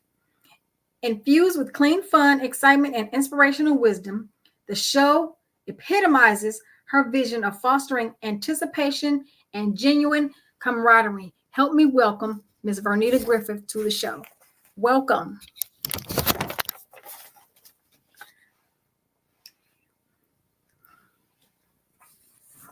Well, how about I unmute myself and then say thank you, Ms. Melvina, for having me. I'm just talking. It's okay. Good to be here. Completely okay. Understandable. It is a pleasure to have you on the show today. Thank you. Thank you so much. So, can you share with me the inspiration behind founding Tri-Team Unlimited and your mission to enrich marriages and relationships? So it started back when I was married, had been married for about 7 years. And my husband and I had hit a proverbial wall in our relationship. And because we had promised to stay married forever, we didn't put that little caveat that we would stay married and be happy. And so because we made that promise, I needed to figure out how we could stay married and be happy at the same time. And that started us both on a journey to healing our relationship. It then sparked an interest in me to figure out how to help other couples who were in the same situation that we were in, because I knew that we couldn't be the only ones having those challenges. And so, when I learned better, we did better. And so we continued our journey. We continued to get trained. After we fixed our stuff, we continued to get trained on different curriculums, different ways to help couples in their various challenges. And while I am the extroverted one, so I love facilitating workshops, that is my gift, that is my jam.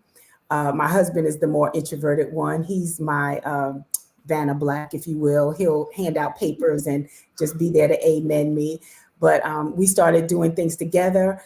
He continued, of course, with his full-time job. And then I branched off into starting a business doing just that, enriching relationships. And then that is really interesting. I love it. Especially the part about the game show. I'm like, wow, okay, that's really good. Yeah. So what motivated you to become a certified relationship coach and empower couples to enhance their communication, their conflict resolution, and their intimacy skills? So what motivated me pretty much was just, or to get certified.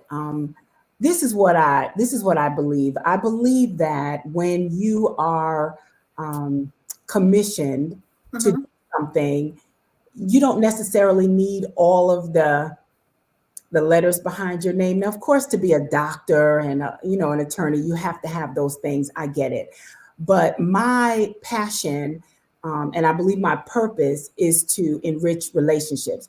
And I had been doing that without any formal training, I guess. I mean, I went to workshops and get certified in different curriculum, but I felt like in order to give myself some more legitimacy, I guess you'd say, I went ahead and got certified. And so that's why I did it. It didn't really change how I think or how I do, because I really still operate quite differently than other relationship enhancement businesses, because my husband and I continue to go to relationship skill workshops to work on ourselves. So I see what other people are doing. We go to retreats, we go to workshops, we go to a lot of different things. And so I see what other people are doing, and I still do things a little bit differently. I just do. I love it. It works for me. Experience and your own personal experience is actually the best teacher, and that gives you a kind of like one hand up on everything, because that gives you your niche as well. I like that. Absolutely. Yeah. Yes. How do you believe interactive workshops and other resources offered by Tri-Team Unlimited contribute to fostering deeper connections and stronger bonds between couples?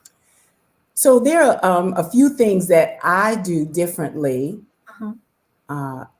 under Tri-Team. So first of all, COVID made me have to offer workshops virtually. When I started in the very beginning, I was doing live workshops. I had been doing workshops on other topics, but with Tri-Team in the relationship realm, I was doing them live for just a short time, and then COVID happened. So I had to, like everybody else, had to shift to this whole virtual thing. So that made me have to sit back and figure out how to do what I do virtually and still stay connected to the couples, still make them feel like they were in one gigantic room. So there are a few things that I do. One is I send them a box of supplies before the workshop. So in my workshops, of course, I would hand out, when I was live, I would pass out papers, and we'd play games, and I had prizes. But of course, virtually, I couldn't do that. So now I send them a box that includes some slipper socks, because they're at home, and I want them, the feet, when the feet are cozy, you just feel good, right? That's across the board. And so I send them socks, I send them snacks, because in my live workshop, we'd have snacks. I'd send them different envelopes that they would open periodically during the workshop, so that they could feel like they were getting a handout as if we were live. The other thing that I do differently is we have an accountability group. So typically when people go to workshops after or retreat, maybe 3 to 6 months down the line, they're not even using any of the tools that they've learned. Typically one person will kind of fall off by the wayside, right? That's what happens. And it's common. So what I do is I have an accountability group that meets once a week after the workshop is over, so that people will be able to practice the tools that they've been taught. And if they have questions, or if the tools need to be tweaked, we can talk about it in this forum, and the other couples support each other. And then I'm there to, facilitate that. So that is one way that I'm different, because when you have an accountability group or a partner, it increases the likeliness of you continuing to do whatever it is up to 85%. So that's another one of the things. And there are some other things that I do differently, but again, I infuse a lot of humor in my workshops. I'm very transparent, very real. I haven't been through everything, absolutely not. But this is the second marriage for both my husband and I, and we've been married 26 years. So we've seen some stuff. We've done some stuff. We're a blended family. We have adult children. We have grandchildren. So I infuse all of me into my workshops. And I think that's so important. People need to know who you are. Oh, absolutely. Before they anything else doesn't matter. They need to be relatable.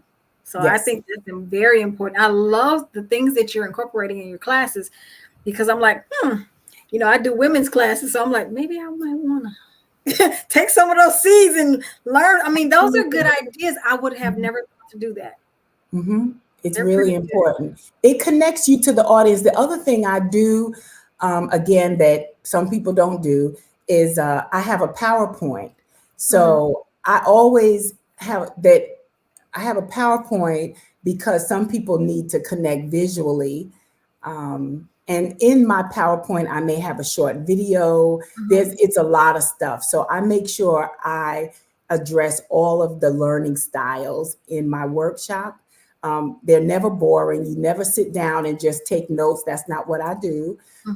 You get engaged. And I'll just tell you another thing that I do differently is I do knee to knees within my workshop. I just did a workshop last weekend, and I incorporate knee to knees where the couple I teach, and then I have the couple sit knee to knee. They're typically touching hands, and they unpack what they just heard. Because what happens is when you're in a workshop for all day or 2 hours or whatever, there's so much information coming at you. And at the end, you want to talk about it, but you have so much to talk about. So I want them to unpack bit by bit. I want them to do check-ins, make sure that they're both okay with what's been shared. And if they have questions or a disagreement, I want them to talk about it then and not wait until they get home and go, well, I heard her say this. Well, I heard her say that. You see? So we do knee to knees periodically in the workshop. So there's lots of different things I do differently. And that's because I've been going to workshops for the last almost 20 years. And I picked up what to do and what not to do from other people. What works and what not. That is awesome. Yeah. Can you discuss the genesis of After I Do, the game show, and what prompted you to create the innovative platform? I absolutely will. Well, what I learned I worked in nonprofit for 20 years. And in that work, I was a program director for a healthy relationship, healthy marriage program, and also had the great fortune to be a director over a responsible fatherhood program. So that gave me a lot of information, a lot of tools to use that I use now. And what is important to me that I use in Tri-Team is engaging men, right? A lot of times the men don't want to come to these workshops. And I promise you, if the wife or the partner could drag them there, they're always happy once they're there.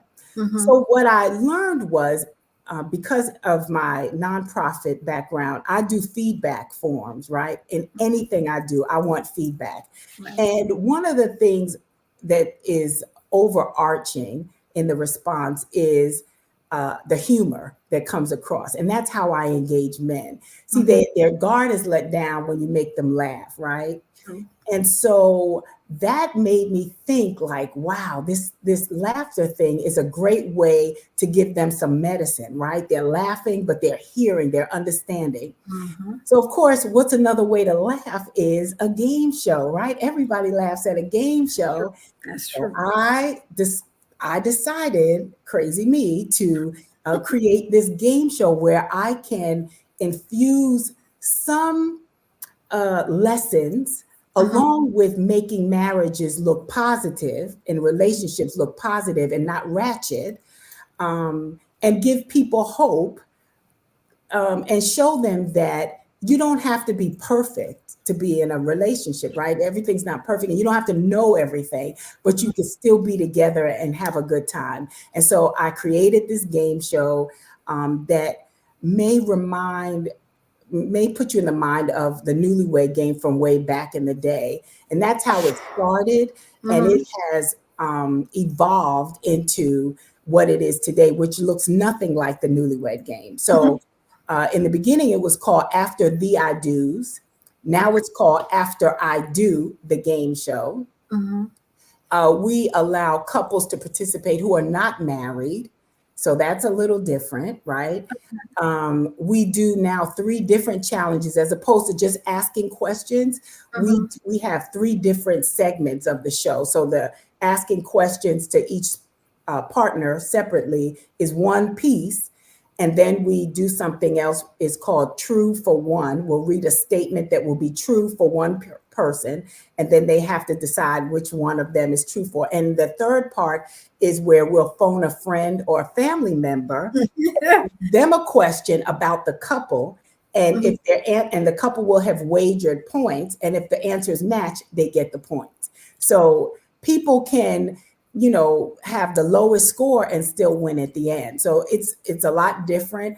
We have 2, our hosts are always comedians, so it's really a funny show. And you never know what married couples say. I tell you, they get there and they say stuff that, I mean, like I wouldn't want some of that stuff. I wouldn't want my husband to say. But and the more funny shows are the ones where the pastors or the contestants, they really feel like they should just say anything. So it makes for a very funny show. The audience loves it. The contestants love it. And of course, the hosts enjoy hosting the show. So that's kind of how the game show evolved. It was me discovering that laughter is a great, entryway into learning. It's almost like putting applesauce on top of spinach, right? So we're giving them some positive messages and they're laughing at the same time. That's pretty good. Those are some really creative ideas. Wow. I wish you nothing but success on that, because couples need that. Look, I'm not, but I'm just saying, if I, get to that point, I have your bio, so I know who to look up. Absolutely. Definitely. So what do you hope couples gain from participating in the After I Do game show, and what impact do you aim to have on viewers? Well, so for the couples, of course, I want them to have a good time. That's number one. I want them to have fun.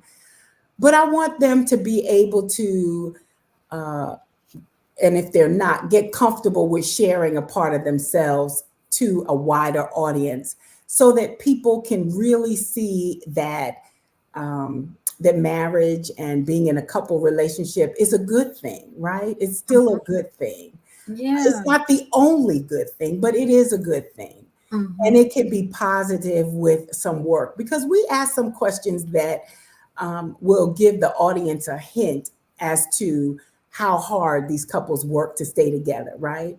And I want the audience, again, to see positive. I want them to, if they are in a relationship that may not be going so well, I want them to be inspired to keep on. You don't have to get all the answers right, but I want them to be motivated to keep on. There are a lot of relationships that are horrible in the media, right? We have all of those shows that kind of depict relationships as just terrible, right? Just, calling people out of their names and just doing all kinds of crazy stuff. I don't want that. I want something positive. I want something funny, and I want something feel good.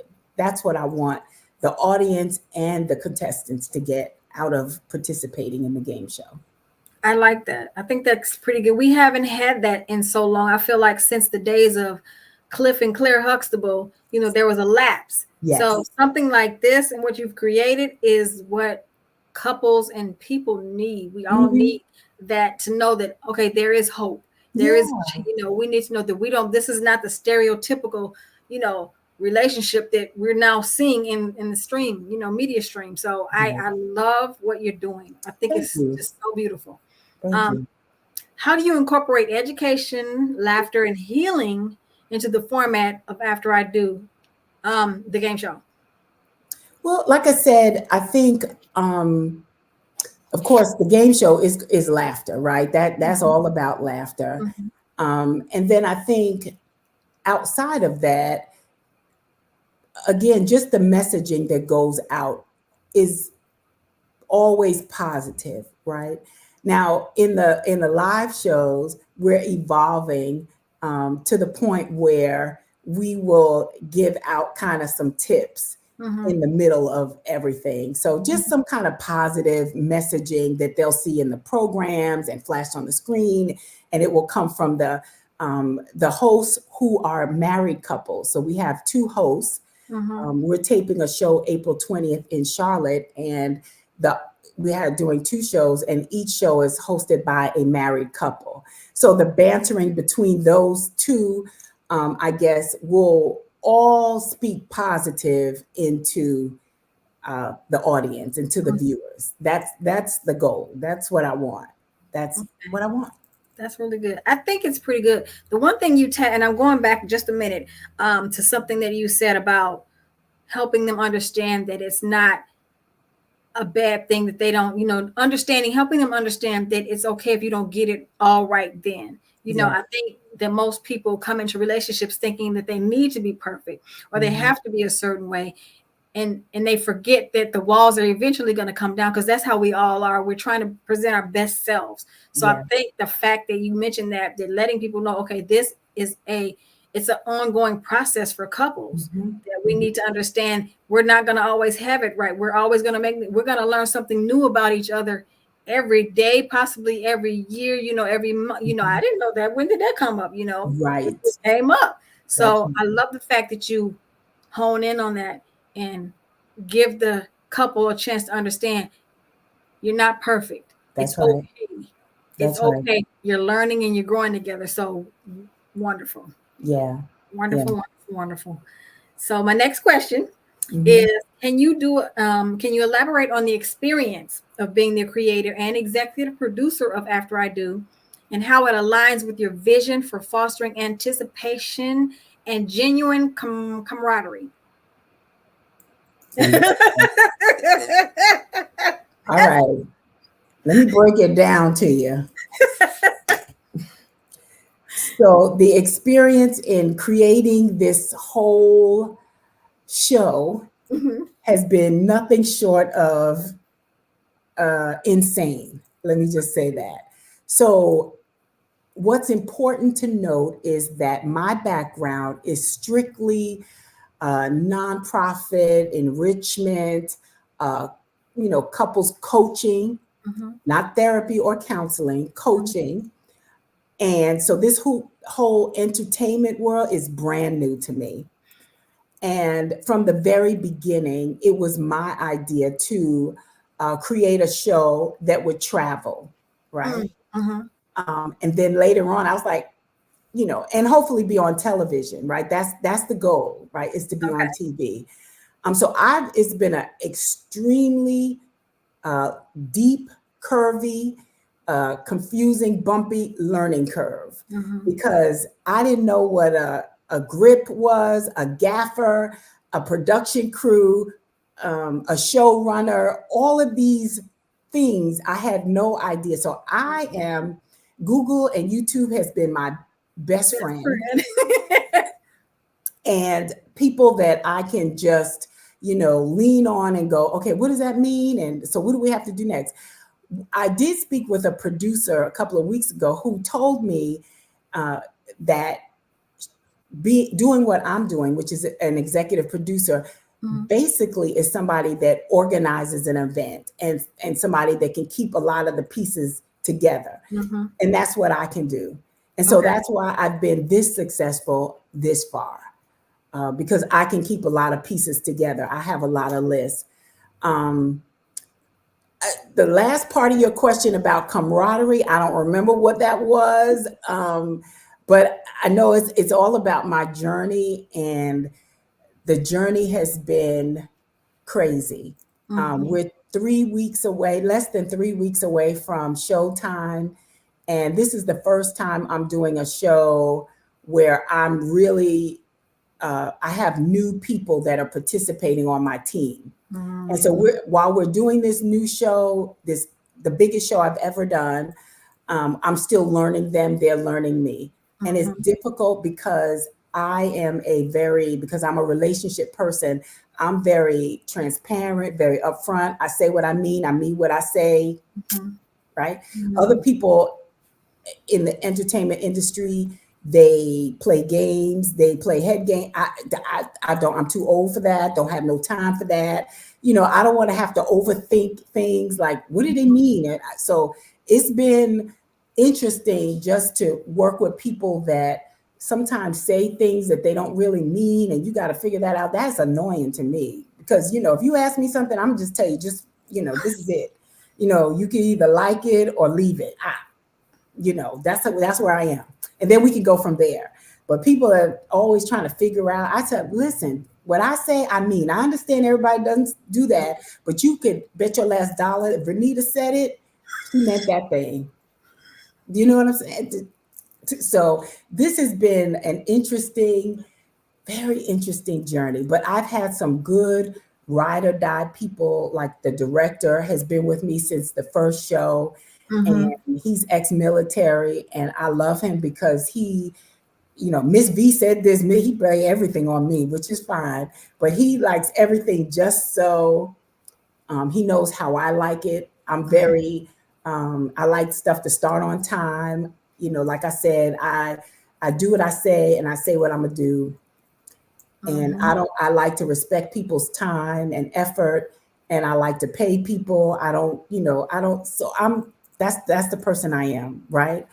I know everybody's not like that, but I go to sleep really good at night because I know I haven't cheated nobody.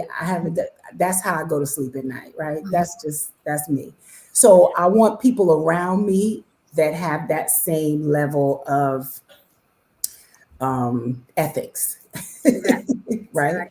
So I hope that answered your question. You did. You answered it and then some. But you know what? I love the realness about it because I believe that a lot of us need to have that in our lives. And being the generation that we are, it's like, we played the games, we did it all, but then we got to this. Okay, I'm over this now.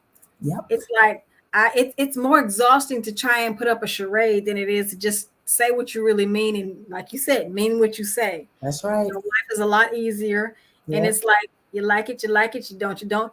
You can make your decision, and I'm still gonna love you either way it goes. But as far as this show and this square, this is the way it's gonna go. So that's exactly right. I love it because this is your vision that you've been given, so it should be respected. But at the same time, anyone younger coming in should, quote unquote, understand that they're gleaning something that's going to help them in the long run, their lives for wherever they end up going, however long or short they stay with you. But it's always a seed that's going to be planted to help you become a better person. So I'm gleaning now. I'm glad. Thank you. Definitely. So what role does clean fun, excitement, and inspirational wisdom play in shaping the tone and atmosphere of the show? It plays a big part because, like I said before, clean comedy is important to me. Right. Not only because we have a show that would be dedicated to pastors and their spouses, right? So I have an agreement that I signed with the host of the show that says they're not going to use certain language. I know a lot of language is accepted on television today. I'm a little old school. I think you can make it funny without, the foul stuff. But I will say, this is an adult show. So we go right up to the line. We may say, instead of sex, we may say, get busy, but this is an adult show. Right. And this is a show for consenting adults, right? Where I don't care what you do, you're an adult, right? But we don't have to be foul about it. So that is important to me, that nobody's embarrassed. one show we did in Myrtle Beach, I had a comedian. I had a few different hosts. And I had this comedian who was the host, and he had done game shows before. It's her first time doing my show. But there was a couple in the audience who was an interracial couple. Now, the comedian was white, and the couple was black and white. Okay. And so one of the questions, this is when I guess the spouses were in the back. One of the questions was, what's a favorite color for your spouse to wear, for you to see your spouse in, something like that.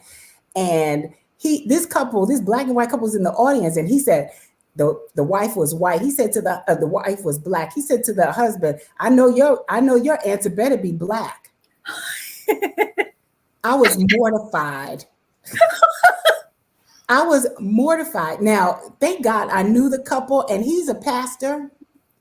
I apologize so much. He was like, Vanita, you don't have to apologize anymore. But again, you never know what the couples are going to say, but my hosts need to be, right? And so I didn't know I had to like talk about that, but I was like, come on, that was just, I know your favorite color she wears is black. Like, that was, so anyway, so it's important for people to not come to the show to walk away and ever feel embarrassed. Or feel like, it was too, it was too much bad language. That's important to me.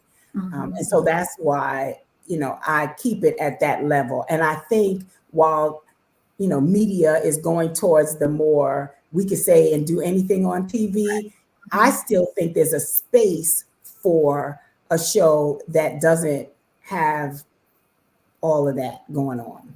That's just me. I would tend to agree. I would tend to agree. Okay, good. There's a space for us that we don't have to do that. Yeah, I think there's a space for that. And so that's the space that I want to be in.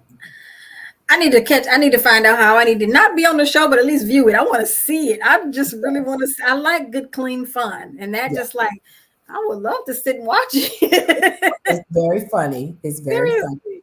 Yeah. So I think we have time for one more question, and that would be talking on basically the last question and maybe the one before that. They kind of tie in together. But how do you select your contestants for the game show, and what is your criteria for considering when assembling the lineup? For the contestants, you mean, right?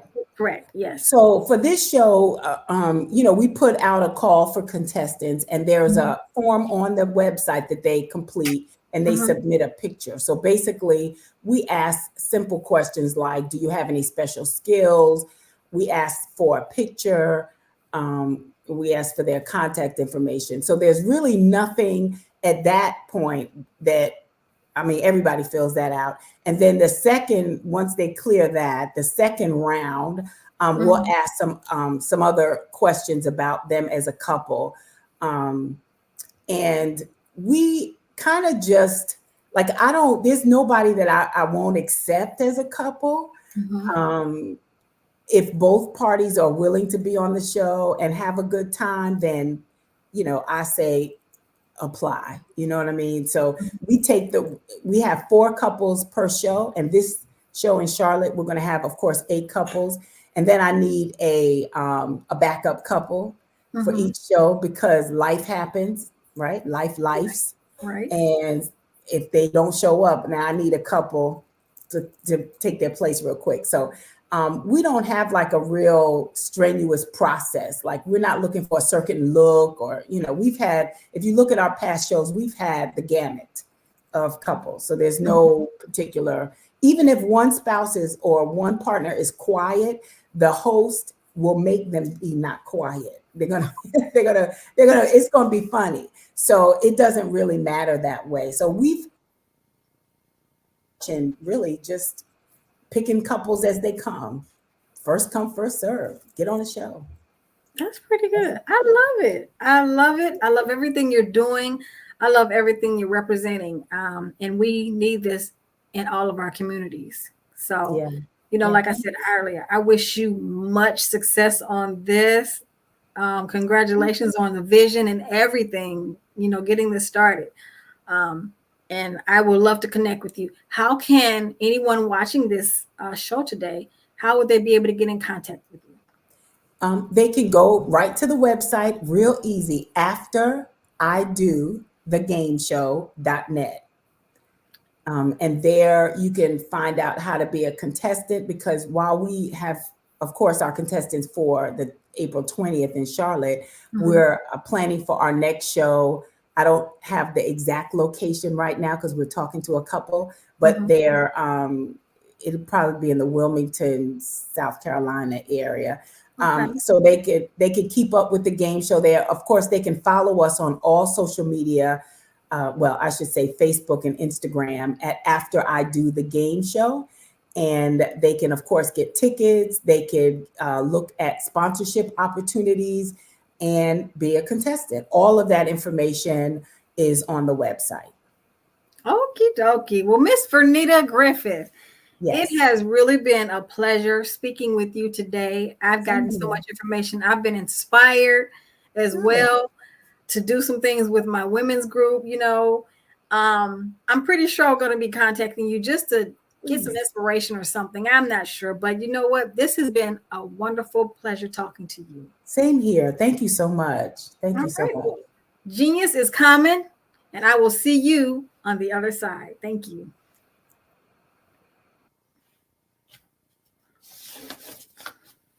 Hello, everyone. How are we doing? Do we enjoy that show? I enjoyed it. So, the Black Business Expo's mission is to raise funds for high school seniors. Why are we doing that? So they can go to college or K-12 entrepreneurs. This expo is a fundraiser for students. So you can go to www.blackbusinessexpousa.com to donate to the scholarship fund, or use the Cash App that's on the screen below at $BBXUSA. Our goal is to give laptops and up to $5,000 to 10 students. Students can register online at www.blackbusinessexpousa.com. Every dollar counts, so we want to remind you to donate to the scholarship fund. We want to thank our Black Business Expo USA sponsors for March 2024, and their names are NC 100, Moody Capital Partners, Suede Soul, Lotus Rich Coaching and Training, Carolina, Virginia Minority Supplier Development Council, Step Management, The Hello LLC, Barbara H. Smith LLC, Margie McLean Foundations Incorporated, Genius is Common, Earth Essentials, Mulaney Shiny Global, 5-Star BDM Media, Executive Women's Success Institute, The Quality Coaching Company, Superwoman Business Services, Creative Force Studios, Lee Entertainment, Artistic App Design, Black Business Expo USA. Genius is common, and I'll see you on the other side. Thank you.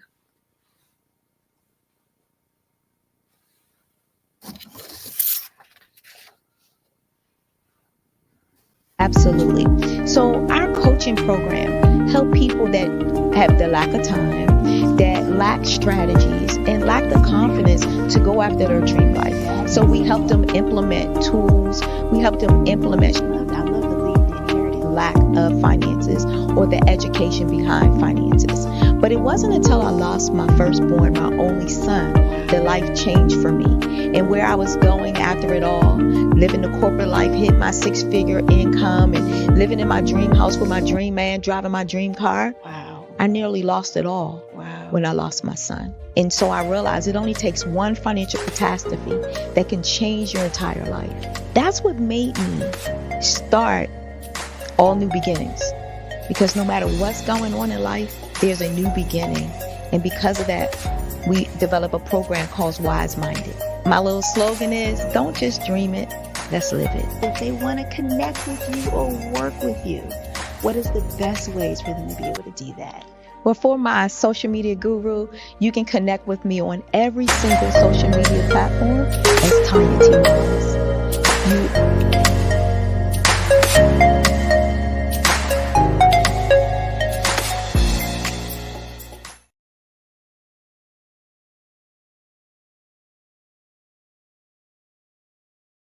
Hello, I am Dr. Eric Kelly III, the visionary strategist and founder of the Black Business Olympics. I invite you to showcase your Black-owned businesses on the Black Business Network global stage. The Black Business Olympics is a global Black Business Network platform that propels Black-owned businesses into the international spotlight. By showcasing your business on the Black Business Olympics platform, you can reach a worldwide audience of potential customers, partners, and investors. You can also establish yourself as a thought leader and expert in your field, attract lucrative partnerships, and more speaking engagements. In addition, the Black Business Olympics platform provides a valuable opportunity to connect and collaborate with like-minded entrepreneurs and business professionals from around the world. This can lead to new business opportunities, ideas, and relationships. Finally, by sharing your story and expertise on the Black Business Olympics platform, you can inspire and empower others. This is a powerful way to make a positive impact on the world and leave a lasting legacy. If you are a Black-owned business owner, I encourage you to seize the opportunity to showcase your business on the Black Business Olympics platform. It is a once-in-a-lifetime opportunity to make an indelible mark on the world. Be one of the 1,000 visionary entrepreneurs who are changing students' lives, shaping industries, and leaving an unforgettable legacy for their families. Unleash your voice on our global stage and watch your business thrive. Black Business Olympics is one of the largest Black business showcases in the history of Black business in the world. Yes, the entire world. Just give me a call today at 919-308-9090